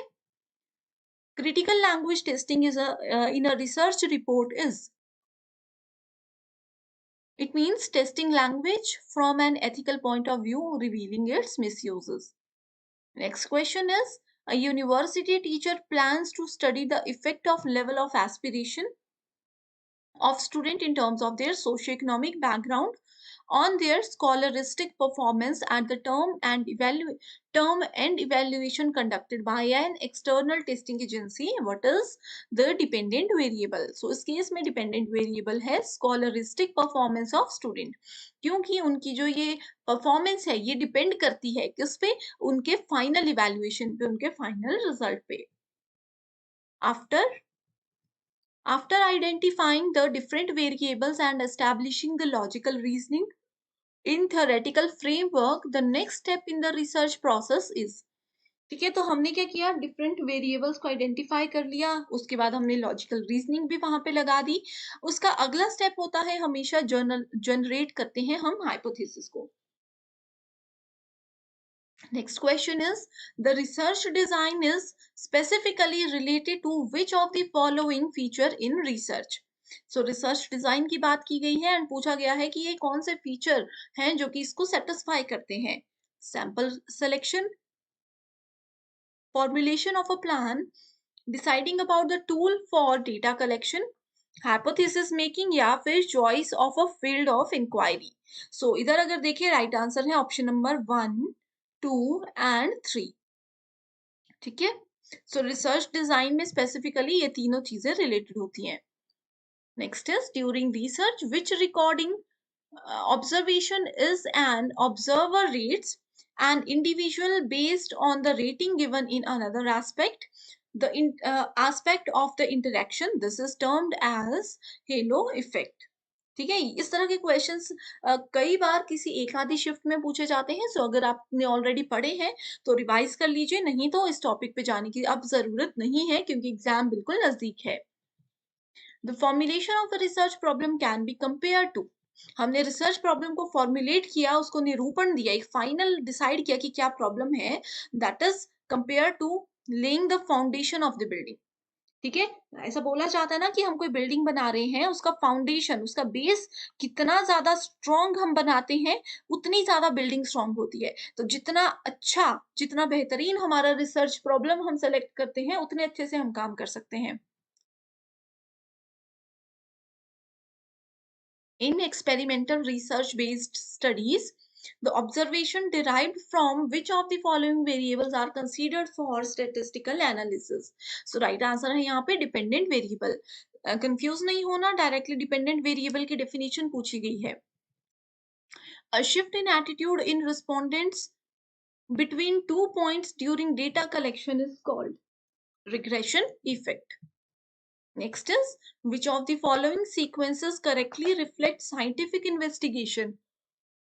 तो साइंटिफिक रिसर्च हम ऑलरेडी कर चुके हैं। साइंटिफिक रिसर्च में एक प्रॉपर सीक्वेंस होता है, वो है observation, conceptualization, theorizing, deduced, consequences and method of verifying them. Hypothesis testing is the main concept of which type of research? So hypothesis testing कौन से टाइप के रिसर्च में की जाती है सबसे ज्यादा? ये है experimental research. The probability sampling procedures are mostly used in which of the following? So probability sampling कहाँ पे use होती है? ये होती है 1, 2 and 5 में, यानी कि सर्वे research, experimental research, correlational design based research. Next question is, which of the following sampling procedures will be appropriate for conducting researches with empirico-inductive research paradigm? सो एम्पेरिको इंडक्टिव रिसर्च पैराडाइम से related direct question है ये। इसका answer है any of the non probability sampling procedures. अगला प्रश्न है, which of the following statements failed to indicate the intent of purposive sampling? So purposive sampling से related यहाँ पे हमें स्टेटमेंट्स गिवन है एंड हमें बताना है कि कौन सी इसके रिगार्ड में ट्रू नहीं है, ठीक है। यहाँ पे पूछा ना फेल्स टू इंडिकेट, तो यहाँ पे राइट आंसर है purposive sampling is not the fundamental principle of selecting cases and individuals in qualitative research. Next question is in case the population of research is heterogeneous. Heterogeneous मतलब अलग अलग तरह की population है, heterogeneous in nature, which of the following sampling techniques will ensure optimum representativeness of sample units? Right, so यहाँ पे हमारा answer है option number B, that is stratified random sampling. Stratified को मैंने बताया इसमें स्ट्राटास यूज किए जाते हैं, पूरी पॉपुलेशन में से उनको अलग अलग ग्रुप्स में डिवाइड किया जाता है, जैसे यहाँ पे मेल आ गए, यहाँ पे फीमेल आ गए, यहाँ पे एज ग्रुप के हिसाब से डिवाइड किया जाएगा, इस तरह से चीजें होती है। The fish bowl draw a method of drawing an random sample. The major characteristic of correlation analysis is seek out to, so correlation analysis की यहाँ पे characteristic में पूछा गया है, that is association among variables. Correlation यानी कि ये क्या करता है, ये variables के बीच में relation बताता है, means association बताता है। Snowball sampling is the process of selecting a sample using, snowball में हम सबसे ज्यादा यूज करते हैं networks को, ठीक है, सो राइट आंसर है option number A. Research design that needs to collect factual information on a continuing basis is called as, so एक रिसर्च डिजाइन जो कि फैक्चुअल इंफॉर्मेशन को कलेक्ट करता है कंटिन्यूअस बेसिस पे, उसको लॉन्गिट्यूडनल स्टडी डिजाइन बोला जाता है। A tentative proposition with unknown validity that specifies a relationship between two or more variables is called, it is called research hypothesis। ये भी research hypothesis की ही direct statement पूछी गई है। Which of the following sequences represents the most logical sequence in doing research?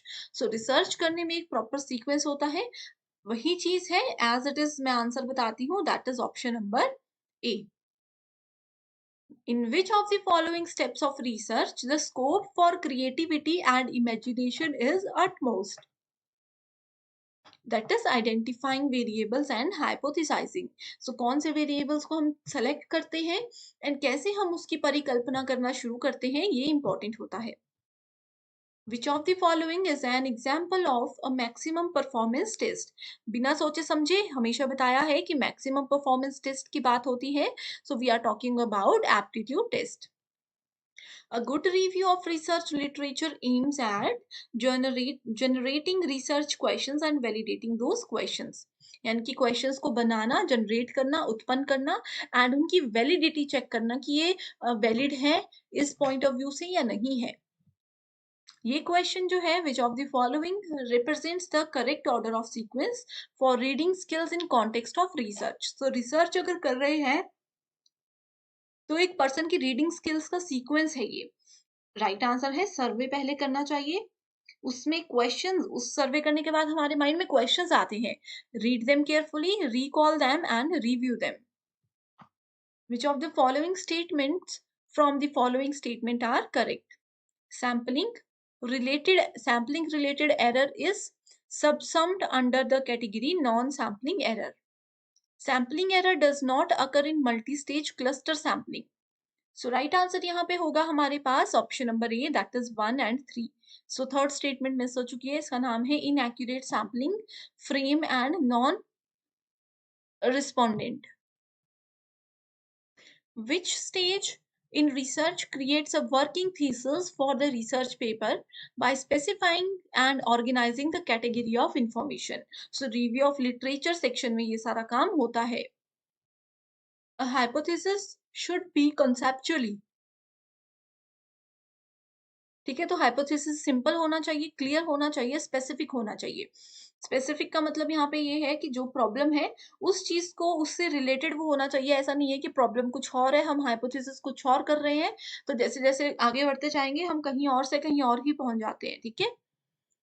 In which of the following sampling methods employed in research the units comprising the sample are given equal and independent chance? So right answer is cluster sampling। इसमें पूरी population को छोटे छोटे clusters में divide किया जाता है and जितने भी लोग होते हैं, जितने भी सैंपल्स हम सेलेक्ट करते हैं, जितने भी क्लस्टर्स हम बनाते हैं, सबको इक्वल चांस मिलता है। Next is, in which type of qualitative research design individual stories to describe the lives of people are explored? So qualitative research के कौन से टाइप की इसमें बात की गई है? ये की गई है narrative research की बात। In a research problem studying the effect of teaching method on a scholastic achievement of boys and girls in terms of their socio-economic background, which can be designated as independent variable. So यहाँ पे आप देख सकते हो पहले question में same statement थी, किसी दूसरी शिफ्ट का क्वेश्चन था, उसमें पूछा था कि इनमें से डिपेंडेंट वेरिएबल कौन है, तो डिपेंडेंट था सोशियो इकोनॉमिक बैकग्राउंड, अब इसमें इंडिपेंडेंट वेरिएबल है teaching methods. Suppose you want to investigate the working efficiency of Nationalized Bank of India. Which one of the following would you follow? ठीक है, सो यहाँ पे आपको इनके वर्किंग एफिशिएंसी का इन्वेस्टिगेशन करना है, तो कौन सा सैम्पलिंग मेथड यूज होगा? यहाँ पे यूज होगा multi stage sampling. From the list given below, identify those which are called non-probability sampling procedures. So non-probability ये types यहाँ पे अगर हम डायरेक्ट बात करें, सो वो है dimensional sampling, snowball sampling and quota sampling. ये नॉन प्रोबेबिलिटी है, बाकी के प्रोबेबिलिटी है। Identify the test from the list given below which are maximum performance test in the context of research. So maximum performance test है यहाँ पे, पहला तो achievement test, ये तो पता ही है आपको, उसके बाद आता है intelligence test एंड देन उसके बाद आता है aptitude test। ठीक है, कंफ्यूज नहीं होना है, यहाँ पे एटीट्यूड है एंड यहाँ पे एप्टीट्यूड है, तो ध्यान से इसको पढ़िएगा एग्जाम में। Next is match the following से रिलेटेड क्वेश्चन है, जिसमें रिसर्च टूल्स पूछे गए हैं एंड दूसरा उनमें मेजरमेंट स्केल पूछी गई है। सो डायरेक्टली आंसर पे मूव करते हैं। Questionnaire and interview. Questionnaire and interview are related to ordinal scale of measurement. उसके बाद आता है intelligence and aptitude test, it is related with interval scale of measurement. फिर आता है attitude and values, it is related to ratio scale of measurement and then आता है speed and frequency test, that is normal scale of measurement. Next is spotting gaps in the research literature is the chief way to identify research questions. In this context, spotting gaps in research literature refers to, so दो statements यहाँ पे हमें दी गई हैं, ठीक है, दो statements given है। Identifying under research area, recognizing the gap between two researchers background. So right answer है option number 1 and 3 here. So next question जो कि हमारा आज का लास्ट क्वेश्चन है, इसमें पूछा गया है in the process of conducting research formulation of hypothesis is followed by. So formulation of hypothesis के साथ में यहाँ पे रिसर्च में कौन सा स्टेप फॉलो किया जाता है? ये किया जाता है सिलेक्शन ऑफ रिसर्च टूल्स। सो ये थे आज के 68 क्वेश्चंस जो कि मोस्ट इंपॉर्टेंट है। So thanks for watching this. Hi everyone, welcome to Toppers Notes. This lecture is all about Research Aptitude Chapter 4, where we are going to discuss thesis and article writing previous year questions. So let's move to the first question. When two or more successive footnotes refer to same work, which one of the following expressions is used? So अगर हम लोग किसी research में दो या दो से ज्यादा सक्सेसिव फुटनोट्स को यूज करते हैं, ठीक है, सो उस एक्सप्रेशन को क्या बोला जाता है, क्या चीज वहां पे यूज की जाती है? ऑप्शन 1 जो है वो राइट आंसर है, IBID। Next question is which one of the following references is written according to American Psychological Association, that is APA format. So this format is very important and इसके अलावा एक MLA format होता है, वो भी आपको पता होना चाहिए। सो इसका डायरेक्ट आंसर है ऑप्शन नंबर ए। सो जब भी हम लोग अमेरिकन साइकोलॉजिकल एसोसिएशन फॉर्मेट की बात करते हैं, तो सबसे पहले यहाँ पे जो भी ऑथर है, जो भी रिसर्चर है, उनका लास्ट नेम आता है, उसके बाद ईयर ऑफ पब्लिकेशन आता है कि किस ईयर में वो उसको पब्लिश करने वाले हैं, एंड देन जो भी उनका टॉपिक होता है रिसर्च का, उसके बारे में यहाँ पे लिखा जाता है। Next question is which one of the following is an indication of the quality of a research journal? So research journal की क्वालिटी का इंडिकेशन इनमें से कौन सा है? So right answer is option number 1, that is impact factor. Next question, research paper, जब भी हम रिसर्च बनाते हैं तो उसमें रिसर्च पेपर, थीसिस, ये बहुत इंपॉर्टेंट एक रोल प्ले करते हैं। सो इसमें रिसर्च पेपर की डायरेक्ट डेफिनेशन पूछी गई है, that is it contains peer reviewed original research और evaluation of research conducted by others. Peer reviewed होता है हमारे आसपास के लोग, जैसे अगर ए कोई रिसर्चर है तो ए के आसपास अगर ए प्लस ए माइनस इस तरह के लोग हैं, ये क्या करते हैं, ये ओरिजिनल रिसर्च को एक बार रिव्यू करते हैं एंड वो रिसर्च जो किसी और ने कंडक्ट की है उसको इवैल्यूएट करते हैं। Next question is which one of the following references is written as per modern language association, that is MLA format. So मैंने आपको बताया कि ये बहुत इंपॉर्टेंट होता है। सो इसमें राइट आंसर है ऑप्शन नंबर डी। ठीक है, सो एमएलए फॉर्मेट के अंदर अगर हम बात करें, सो यहाँ पे भी पहले उनका नाम आता है, फिर सरनेम आता है, देन जो भी उनका टॉपिक होता है, जिस यूनिवर्सिटी जिस सिटी से वो पीएचडी कर रहे हैं वहां का proper address and then last में सबसे ईयर यहाँ पे आता है। ये होता है एमएलए फॉर्मेट थीसिस लिखने का, राइट। सो जब भी आप लोग रिसर्च करो वहां पे पूछा जा सकता है एमएलए रिसर्च फॉर्मेट को फॉलो करो या एपीए को करो, एंड इस तरह के क्वेश्चंस हमेशा एग्जाम में पूछे जाते हैं, तो आपको ये सीक्वेंस याद रखना चाहिए। Next question is a workshop is, so क्या होती है एक कार्यशाला। Workshop is a brief intensive course for a small group emphasizing the development of skill or techniques for solving a specific problem। Simple language में अगर मैं आपको बताऊं तो वर्कशॉप जहां पे स्टूडेंट्स को फॉर एग्जांपल हम लेकर के जाते हैं, जिसको कि हम बोलते हैं hand in experience, hand in experience. ठीक है, यानी कि किसी चीज को बस थियोरेटिकली नहीं समझाया जा रहा, प्रैक्टिकली समझाया जा रहा है। जैसे कि अगर मैं मोटर इंजीनियरिंग कर रही हूँ तो मुझे डायरेक्टली वहां पे बड़े इंजीनियर्स के साथ काम करके जो चीजें सिखाई जाएंगी, दैट इज कॉल्ड वर्कशॉप।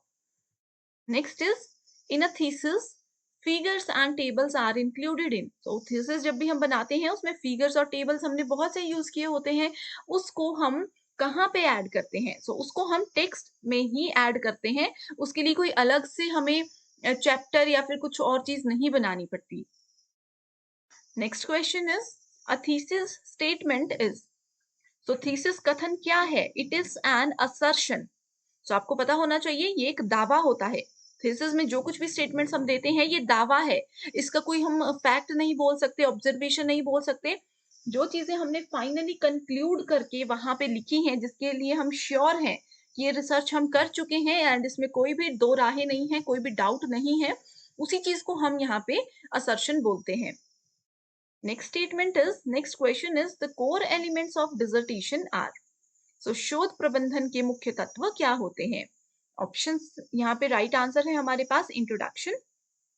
ठीक है, ऑप्शन नंबर 4 है। देखो डिसर्टेशन में कुछ इंपॉर्टेंट चीजें होती हैं, 4 चीजें हैं जो कि कंपलसरी है। सबसे पहले उसमें इंट्रोडक्शन आनी चाहिए, उसके बाद उसमें लिटरेचर रिव्यू आना चाहिए, उसके बाद research methodology, results, discussion and conclusion. इस तरह से एक सीक्वेंस को फॉलो किया जाता है। बहुत इजी क्वेश्चन था यहाँ पे, देखो इसमें भी आप इंट्रोडक्शन सबसे पहले देख सकते हो, एंड मैंने आपको हमेशा बताया है कि रिसर्च में अगर आपको कुछ भी नहीं पता हो तो हमेशा देखना है कि पहला पार्ट इंट्रोडक्शन होता है, last part discussion and conclusion होता है, एंड इससे पहले आता है रिजल्ट्स। नेक्स्ट क्वेश्चन है when academicians are called to deliver lecture to presentation to an audience on certain topics or a set of topics of educational nature, it is called as। कोई academicians आए हैं, यहाँ पे मान लीजिए 200 students का एक बैच हमने बिठा रखा है। academicians का क्या काम है, उन्होंने लेक्चर देना है, प्रेजेंटेशन देनी है इन लोगों को, जिसमें किसी एक सर्टेन टॉपिक पे होगा ये जो कुछ भी है। ठीक है, ये टॉपिक जो है एजुकेशनल टॉपिक होना चाहिए। इस तरह से जो प्रेजेंटेशन देने के लिए स्कूल कॉलेजेस में आते हैं, इस चीज को बोला जाता है सेमिनार। नेक्स्ट क्वेश्चन है a good thesis writing should involve. तो जब भी हम थीसिस लिखते हैं तो उसको एक गुड थीसिस हम कब बोल सकते हैं, कौन कौन सी चीजें यहाँ पे ट्रू हैं। सो सबसे पहले अगर हम लोग देखें option number 1, that is reduction of punctuation and grammatical error to minimum. Grammatical errors नहीं होनी चाहिए, पंक्चुएशन हमारी बिल्कुल करेक्ट होनी चाहिए। दूसरा आता है केयरफुल चेकिंग ऑफ रेफरेंसेस, की जो भी चीजें हमने यूज की है उसको हमें अच्छे से चेक करना बहुत जरूरी है। तीसरी स्टेटमेंट है consistency in the way of thesis is written, यानी कि जिस तरह से हमने थीसिस को शुरू किया, कंसिस्टेंसी होनी चाहिए। ऐसा नहीं है कि शुरू में हमने कुछ और शुरू किया था टॉपिक, थीसिस एंड होते-होते तक हम बिल्कुल फील्ड चेंज कर चुके हैं, बिल्कुल अलग ही ट्रैक पे निकल चुके हैं, ये नहीं होना चाहिए। A clear and well written abstract, तो एब्स्ट्रैक्ट एक मेजर रोल प्ले करता है थीसिस राइटिंग में। सो अगर एक क्लियर और वेल रिटन एब्स्ट्रैक्ट होगा तो हमारी थीसिस एक स्टैंडर्ड, अच्छे स्टैंडर्ड की थीसिस मानी जाती है। सो राइट आंसर है यहाँ पे option number 1, that is 1 2 3 4। Next is, which of the following are the basic rules of APA system of referencing format? So again यहाँ पे APA system से related क्वेश्चन पूछा गया है। इसमें बताना है कि कौन से इसके बेसिक रूल के रिगार्ड में स्टेटमेंट्स ट्रू हैं। सो राइट आंसर की अगर हम बात करें, सो राइट आंसर है option number B, that is 2 3 and 4। यहाँ पे फोर्थ ऑप्शन नहीं है, सो 2 एंड 3 हम लेकर के चलते हैं। That is invert author's name, last name first, ये हमने बताया था। दूसरा है italicise title and longer word such as books and journals. ठीक है, सो ये जितनी भी चीजें हैं इनको थोड़ा इटैलिक वे में करना चाहिए, इटैलिक होने चाहिए बुक्स का नाम और जर्नल्स का नाम। नेक्स्ट क्वेश्चन है हमारे पास, which of the following are the characteristics of a seminar? अभी हमने सेमिनार डिस्कस किया जिसमें क्या होता है, कोई एकेडमिशियन, कोई एक्सपर्ट आता है, लेक्चर देते हैं वो, या फिर प्रेजेंटेशन देते हैं किसी एजुकेशनल टॉपिक पे बहुत से स्टूडेंट्स को। ठीक है, सो कैरेक्टरिस्टिक्स क्या है, it is a form of academic instruction, बिल्कुल सही। दूसरा है it involves questioning discussion and debates, ये भी बिल्कुल सही स्टेटमेंट है। यहाँ पे जो इन्होंने कोई भी प्रेजेंटेशन दी, स्टूडेंट्स को उससे रिलेटेड कोई क्वेरी है, कोई क्वेश्चन उनके माइंड में आया है, तो वो क्वेश्चन आंसर सेशन डिबेट्स यहाँ पे चलती हैं। It involves large group of individual, जरूरी नहीं है, अगर सिर्फ 10 से 12 लोग हैं तो भी सेमिनार्स कंडक्ट हो सकते हैं। It needs involvement of skilled person, yes, इसमें ये जो अकेडमिशियंस की हम बात करते हैं जो सेमिनार में आके प्रेजेंटेशन देते हैं, वो एक स्किल्ड पर्सन होनी चाहिए। So right answer is option number D. Next question is, the format of thesis writing is the same as in. So thesis writing का फॉर्मेट किसकी तरह होना चाहिए? बहुत इजी है, अ रिसर्च डिसर्टेशन। तो मैं आपको बता दूं कि थीसिस और डिसर्टेशन ये दोनों चीजें सेम होती हैं। अगर हम लोग अपने +2 लेवल या इस तरह से बात करें तो थीसिस उसको बोला जाता है, एंड अगर हम अपने डॉक्टरल लेवल पे रिसर्च करते हैं उसमें जो भी चीजें होती हैं उसको डिसर्टेशन बोला जाता है। बाकी ये चीजें सेम होती हैं। अगला क्वेश्चन है, in a PhD thesis which one is the correct sequence of showing scheme of chapterization? So अगर हमें अपने पीएचडी रिसर्च में स्कीम ऑफ चैप्टराइजेशन शो करना है अपनी थीसिस में, तो कौन से सीक्वेंस को हमें फॉलो करना चाहिए? तो सबसे पहले इंट्रोडक्शन होनी चाहिए, तो इसको हम डिलीट कर देंगे, इसको हम यहाँ से ऑप्शन को रिमूव कर देते हैं। ठीक है, इस वाले में भी इंट्रोडक्शन नहीं है, इसको भी हम हटा देंगे। उसके बाद सबसे लास्ट में जो है, यहाँ पे हमने हमेशा बात की है कि सबसे लास्ट में आते हैं रेफरेंसेस एंड अपेंडिक्स। सो इन दोनों ऑप्शंस में ही यही है, तो हम बाकी की चीजें भी देखते हैं। ठीक है, इंट्रोडक्शन, उसके बाद आता है survey of related literature. Introduction के बाद हम डिजाइन नहीं बना सकते किसी चीज का, हमें पहले रिलेटेड स्टडीज, ऑलरेडी किसी ने वो स्टडी की है, ऑलरेडी किसी ने उस टॉपिक पे रिसर्च की है, उसको उसका सर्वे करना है। उनके सर्वे के बाद हम हमेशा डिजाइन करते हैं अपने स्टडी प्लान को कि एग्जैक्टली हम आगे क्या करने वाले हैं। तो राइट आंसर है ऑप्शन नंबर सी हियर। अगला प्रश्न है, a detailed description of methodology of research is required in. Right, so यहाँ पे पूछा गया है रिसर्च मेथोडोलॉजी में डिटेल डिस्क्रिप्शन जो होता है, ठीक है, वो किस में लिखा जाता है? वो थीसिस एंड डिसर्टेशन में होता है। सिंपल से बताऊं कि जो भी हमने अपने रिसर्च में किया है उस चीज की डिटेल डिस्क्रिप्शन थीसिस में ही हम लिखते हैं। नेक्स्ट है, in which of the following reporting format is formally prescribed. So reporting format किस में बताया जाता है? डॉक्टरल लेवल में, कॉन्फ्रेंस ऑफ रिसर्च, वर्कशॉप, या फिर सिंपोजिया। सो राइट आंसर है डॉक्टरल लेवल थीसिस में। कभी भी बात अगर आती है कि एक थीसिस का पर्टिकुलर फॉर्मेट हमें इंस्टीट्यूशन से मिलता है, फॉर्मेट हमें कोई देता है, तो वो हम डॉक्टरल लेवल थीसिस में ही करते हैं। Next is, in finalising a thesis writing format which of the following would form part of supplementary pages. Right, so जब हम थीसिस राइटिंग फॉर्मेट को फाइनलाइज करते हैं तो सप्लीमेंट्री पेजेस किस में हम ऐड करेंगे? वो करते हैं बिब्लियोग्राफी एंड अपेंडिसेस को। Next question is, in which of the following arrangements a wider spectrum of ideas and issues may be made possible. So यहाँ पे ऑप्शंस है, आपको बताना है सबसे ज्यादा आइडियाज और इश्यूज कहाँ पे शेयर होते हैं, कहाँ पे होते हैं. सो राइट आंसर है कॉन्फ्रेंस में. वहां पे बहुत से लोग होते हैं, सभी एक्सपर्ट्स होते हैं, सब अपने किसी टॉपिक पे व्यू देंगे. अब पर्सन ए उसके बारे में कुछ और सोचता है, पर्सन बी उसके बारे में कुछ और सोचता है, तो इसमें बहुत ज्यादा आइडियाज जनरेट होते हैं, बहुत ज्यादा इश्यूज भी होते हैं, क्योंकि किसकी स्टेटमेंट को ट्रू माना जाए. अपने एंड पे तो सब अच्छे होते हैं, सब ट्रू स्टेटमेंट्स देते हैं. सो दैट्स वाई यहाँ पे राइट आंसर है conference. Next question is in which of the following activities potential for nurturing creative and critical thinking is relatively greater. So ये होता है पार्टिसिपेशन इन वर्कशॉप. ठीक है, so creative thinking and critical thinking जो है यहाँ पे सबसे ज्यादा होती है. Next question is a research report will contain. Research report में क्या होता है, इसमें होता है हमारे पास प्रीफेक्टरी पार्ट्स, दूसरा होता है इसमें title of the page, and उसके बाद आता है table of contents, and next आता है इसमें टर्मिनल चैप्टर्स. सो ये सारी चीजें एक रिसर्च रिपोर्ट में होना इंपॉर्टेंट है. Next is position papers are. So जब भी हम रिसर्च करते हैं तो पोजीशन पेपर्स एक बहुत इंपॉर्टेंट रोल प्ले करते हैं. ये 2019 का क्वेश्चन है. सो ये होते हैं highlighting of issues and depiction of status. यानी कि हमारी थीसिस में अगर कोई पॉइंट्स हैं, कोई इश्यूज हैं जिनको हम हाईलाइट करना चाहते हैं, तो उसको हम पोजीशन पेपर में जाकर के पोजीशन करते हैं, यानी कि वहां पे लिखते हैं. इससे ये फायदा होता है कि जो हमारे गाइड हैं, जिन्होंने आगे बाद में जाकर के वो थीसिस पढ़नी है, कोई और स्टूडेंट ने पढ़नी है, तो उनको पूरी थीसिस नहीं पढ़नी पड़ेगी. वो डायरेक्टली पोजीशन पेपर वाले सेक्शन में जाएंगे एंड इजीली उनको पता चल जाएगा कि क्या क्या इश्यूज एंड डिपिक्शंस वहां पे थे. Next is reference serves the purpose of. So reference क्या होता है, it lending authenticity to the given content. ठीक है, सो जो भी गिवन कंटेंट है, जो भी मैंने अपनी थीसिस में लिखा है, उसकी ऑथेंटिसिटी यानी कि उसकी प्रमाणिकता वो देने के हमें काम आता है. That is called references. Simple language में अगर बोलूं तो अब जैसे मान लीजिए मैं अपने रिसर्च में ऑलरेडी कोई एक बुक लिखी है, एबीसी नाम के रिसर्चर ने.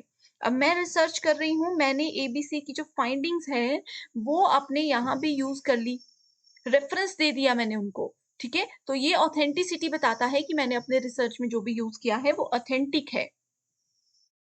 नेक्स्ट है supervisor's certification on the thesis.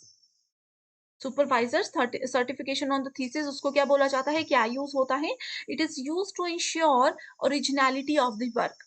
तो जो भी हमारे रिसर्च के गाइड होते हैं, वो अगर हमें सर्टिफिकेट दे देते हैं हमारी थीसिस के लिए, इसका मतलब है कि हमने ओरिजिनल काम किया है एंड वो काम आगे पसंद आ चुका है, वो काम आगे पास हो चुका है. Bibliography given in research report, major role play करती है बिब्लियोग्राफी भी. ठीक है, इस तरह की छोटी छोटी टर्म्स हैं जैसे बिब्लियोग्राफी, अपेंडिसेस, उसके बाद आता है रिसर्च पेपर, थीसिस, डिसर्टेशन. इनका सीक्वेंस किस तरह से इसमें काम करते हैं एंड इनकी बेसिक वर्किंग एंड डेफिनेशन आपको पता होनी चाहिए.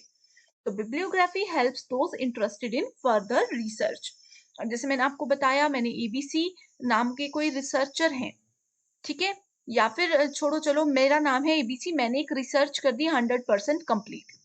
उसके बाद कोई रिसर्चर आगे XYZ आज से 10 साल बाद, ठीक है, वो भी सेम टॉपिक पर अगर रिसर्च करते हैं एंड उनको रिव्यू ऑफ लिटरेचर करना है, उनको प्रीवियस देखना है कि इसने किसी में रिसर्च किया है, क्या क्या काम किया है, तो वो बिब्लियोग्राफी में जाकर के चेक कर सकते हैं. In a thesis, format and style of referencing has been inappropriately followed. This is an example of. ठीक है, सो थीसिस में फॉर्मेट और स्टाइल ऑफ रेफरेंसिंग जो होते हैं वो फॉलो किए जाते हैं अगर इनअप्रोप्रिएटली.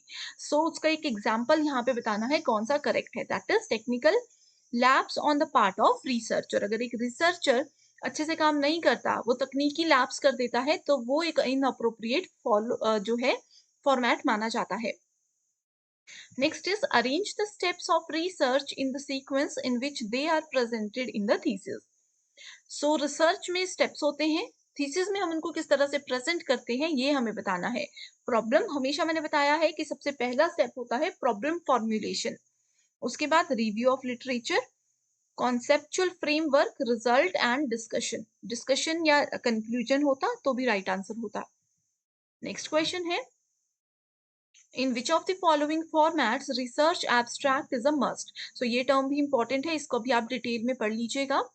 सो रिसर्च एब्स्ट्रैक्ट किस किस चीज में इंपॉर्टेंट होती है? एक तो वो रिसर्च आर्टिकल में इंपॉर्टेंट होती है, सेमिनार पेपर जो हम प्रेजेंट करते हैं उसमें ये इंपॉर्टेंट होती है, एंड देन थीसिस में ये इंपॉर्टेंट होती है।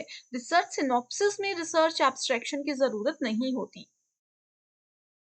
नेक्स्ट क्वेश्चन है, in which of the following formats chapter scheme of the document has to be formally approved by a research degree committee in the university। so ये simple सा question है, ये chapter scheme in चीजों पे नहीं जाना, directly इसमें ये बताया गया है कि जो फॉर्मेट कोई रिसर्च डिग्री के लिए हमें मिलता है, किससे रिलेटेड? डॉक्यूमेंट से रिलेटेड। बस ये टर्म्स याद रखो। और डायरेक्ट थीसिस और डिसर्टेशन, मैंने बताया कि थीसिस और डिसर्टेशन किस फॉर्मेट में हम लिखेंगे, एपीए एमएलए जो भी फॉर्मेट में हम लिखेंगे, ये हमारे यूनिवर्सिटी इंस्टीट्यूशन जहां से हम पीएचडी कर रहे हैं वो हमें बताते हैं। अगला प्रश्न है, अ workshop is meant for. Workshop मैंने आपको फर्स्ट क्वेश्चन में ही बताया था, workshop means hand on experience. Next is the style of writing a thesis and a research article has to be scientific in respect of language used। यानी कि जो भी language हम यूज कर रहे हैं उस चीज का भी इसमें ध्यान रखा जाना चाहिए कि किस फील्ड में, किस जगह पे एग्जैक्टली हम लोग ये काम कर रहे हैं। नेक्स्ट क्वेश्चन है, a research scholar while submitting his or her thesis did acknowledge in the preface that help and support of the respondents of questionnaires used। this will be called in an instance of ethical act। ठीक है, सो ये मैंने बताया है कि research scholar ने अपनी अगर कोई थीसिस सबमिट करवा दी एंड उन्होंने किसी की हेल्प ली थी, क्वेश्चंस किसी से पूछे थे, तो उन चीजों को वो उन्होंने अच्छे से फॉलो किया। ठीक है, तो इसको एक एथिकल एक्ट यानी कि नैतिक कार्य बोला जा सकता है, जो कि एक अच्छी बात है, जो कि एक बहुत इंपॉर्टेंट चीज है। राइट, सो ये थे हमारे आज के 33 questions. Thanks for watching. Hi everyone, welcome to Toppers Notes. So this lecture is all about Research Aptitude Chapter 5, where we are going to discuss applications of ICT in research previous year questions. So our first question is, Eric, Medline and ABI inform are instances of। so ये तीन नाम यहाँ पे आपके सामने दिए हुए हैं, ये किसके पार्ट है, ये किस चीज के उदाहरण है? सो राइट आंसर है इलेक्ट्रॉनिक डेटाबेसेस। आप सभी को पता होना चाहिए कि डेटाबेसेस, कंप्यूटर्स, ये कहाँ पे रिसर्च में हमें हेल्प करते हैं। इस तरह के क्वेश्चंस इस पूरे सेक्शन में आज हम डिस्कस करने वाले हैं। Next question is, which of the following provides the overarching vision that guides research into socially relevant areas। ठीक है, सो यहाँ पे कौन सा वो एक ऐप का नाम है, कौन सा वो आईसीटी का एक ऐसा टूल है जो कि ओवरआर्किंग विजन प्रोवाइड कराता है एक रिसर्चर को। सो राइट आंसर है imprint. Next question is, which of the following is most suitable for being designed as fourth generation language, जिसको कि 4GL सिंपली हम बोल सकते हैं। में यहाँ पे मोस्ट सुटेबल राइट आंसर है हमारे पास option number D, that is SQL। So SQL का मतलब होता है structured query language. Next is, the application of which of the following ICT in research will ensure wider coverage and accessibility of needed information। सो यहाँ पे ICT की कौन सी application है जो कि इजीली एक्सेसिबल और होती है किसके लिए? अगर हमें किसी भी इंफॉर्मेशन की नीड है तो वो होती है वैन। वैन का मतलब यहाँ पे होता है जनरली वाइड एरिया नेटवर्क। ठीक है, इसका बेस्ट एग्जांपल है इंटरनेट। सो यहाँ पे थोड़ा सा ट्रिकी क्वेश्चन पूछा गया था कि सिंपल इंटरनेट नहीं लिखा कि इंफॉर्मेशन कहाँ से इजीली ले सकते हैं, इन्होंने यहाँ पे इसको वैन लिखा है। नेक्स्ट है, a researcher intends to make use of ICT in his or her research, what considerations should weight most in such a decision। so कौन सी चीजें सबसे ज्यादा यहाँ पे होनी चाहिए, देखते हैं। पहला ऑप्शन है appropriateness of tools used। so कौन कौन से टूल्स हम यूज करते हैं आईसीटी के अपने रिसर्च के दौरान, ये डिपेंड करता है। दूसरी चीज है cost involve in procuring it. So इस पे हमने कितना पैसा यूज किया, ठीक है, इस रिसर्च को पूरा करने के लिए हमने कितना पैसा यूज किया। एंड उसके बाद आता है availability of tools in the department where research is to be taken. So हमारे डिपार्टमेंट में जिसके अंदर हम रिसर्च कर रहे हैं वो कितनी टूल्स की अवेलेबिलिटी हमें देते हैं, that is very very important in this case. And if we talk about option number 2, यहाँ पे ऐसा नहीं होता कि जितना ज्यादा पैसा हम लोग लगाएंगे उतना अच्छा काम होगा, ऐसा नहीं है। कॉस्ट इफेक्टिव चीजें हमें यहाँ पे यूज करनी है कि लो कॉस्ट में भी किस तरह से हम लोग अच्छा काम कर सकते हैं, that is very important in this case. Okay, so according if we say 1 2 and 3 is the right answer. Next is which of the following is a programming language? So here we have options are deep learning, machine learning, artificial intelligence या फिर .NET। So right answer यहाँ पे क्या होगा? Programming language कौन सी होती है? वो होती है मशीन लर्निंग भी। राइट, सो ये थे 6 question based on ICT. Thanks for watching the Hi everyone, welcome to Toppers Notes. So this lecture is all about NTA UGC NET paper 1 where we are going to discuss unit 2, that is research aptitude previous year questions based on research ethics. So here we have the first question that says research ethics do not include.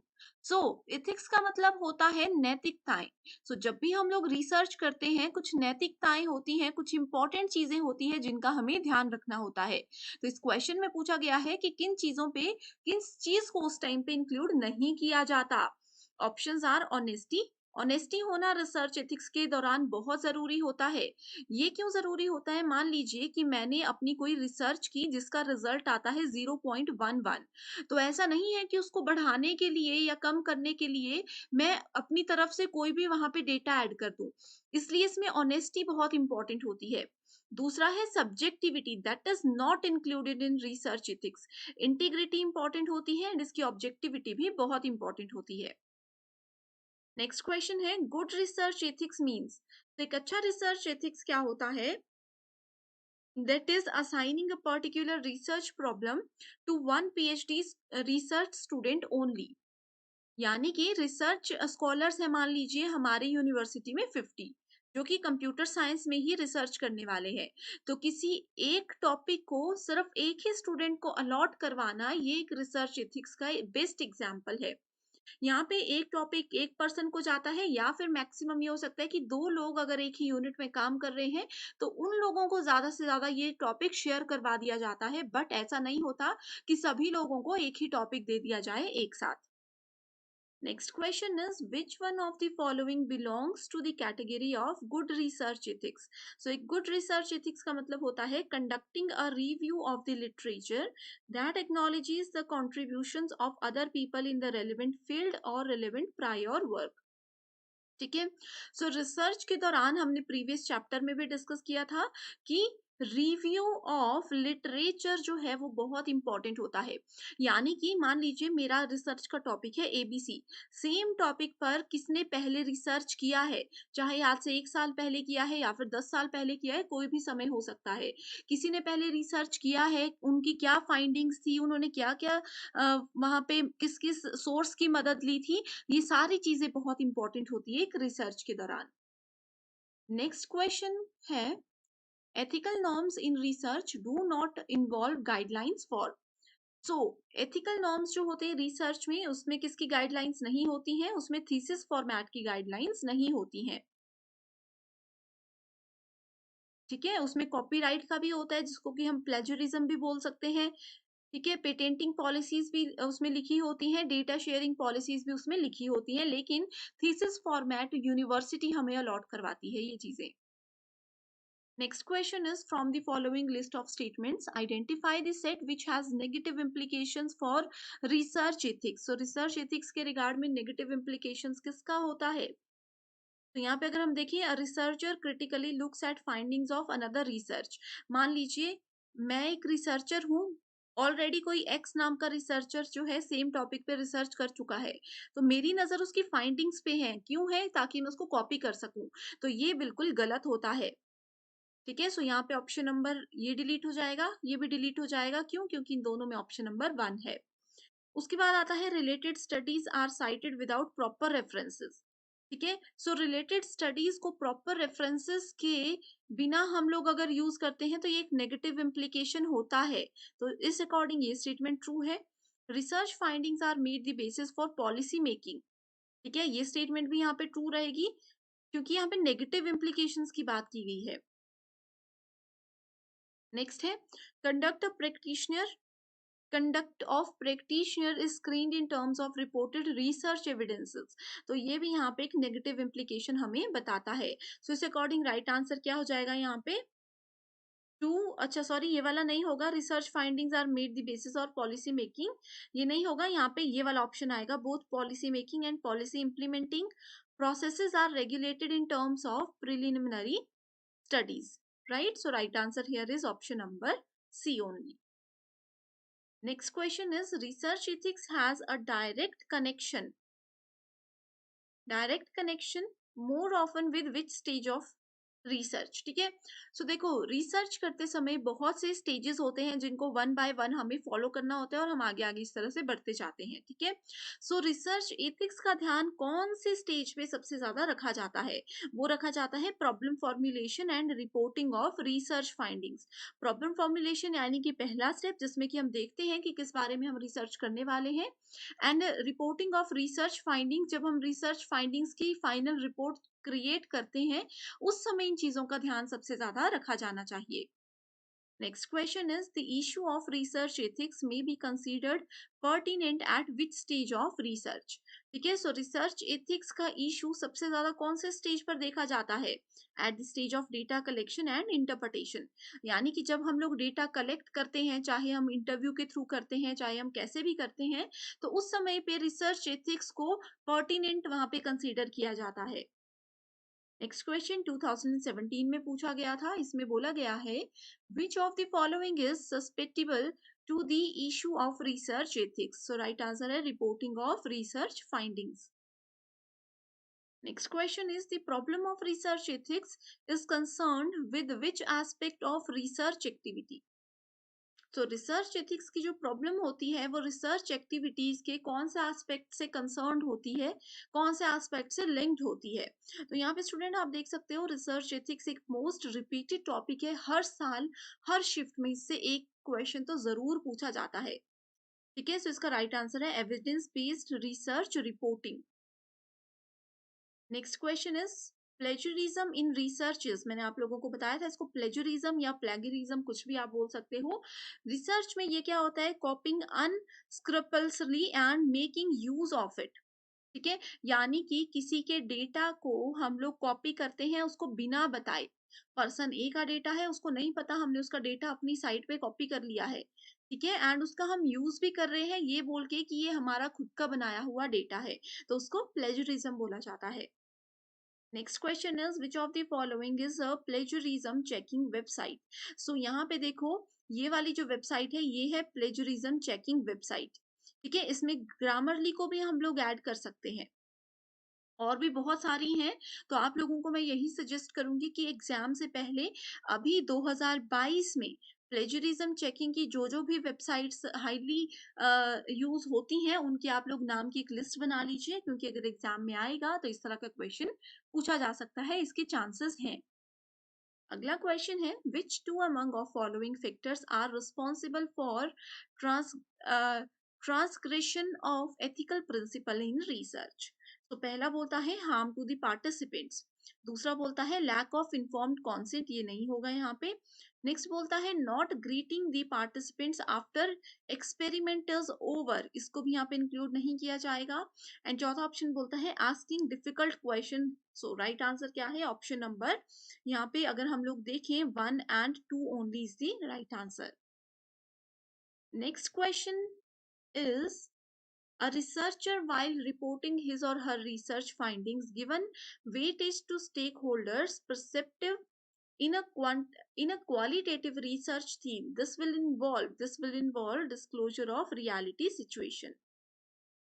अगला question है a research scholar while formally reporting the research result in the form of a thesis acknowledges the support of his or her supervisor in the preface. This will be treated as part of ethicality. ठीक है। सो एक research scholar है, यानी कि एक person है जो कि रिसर्च कर रहे हैं, वो अपनी एक फॉर्मल रिपोर्ट में क्या करते हैं, रिसर्च रिजल्ट्स को थीसिस एक्नॉलेज के सपोर्ट में वहां पे लिखते हैं। ठीक है। किसके सपोर्ट में लिखते हैं, अपने सुपरवाइजर के प्रीफेस के सपोर्ट में लिखते हैं, तो वो एथिकैलिटी का ही एक पार्ट होता है।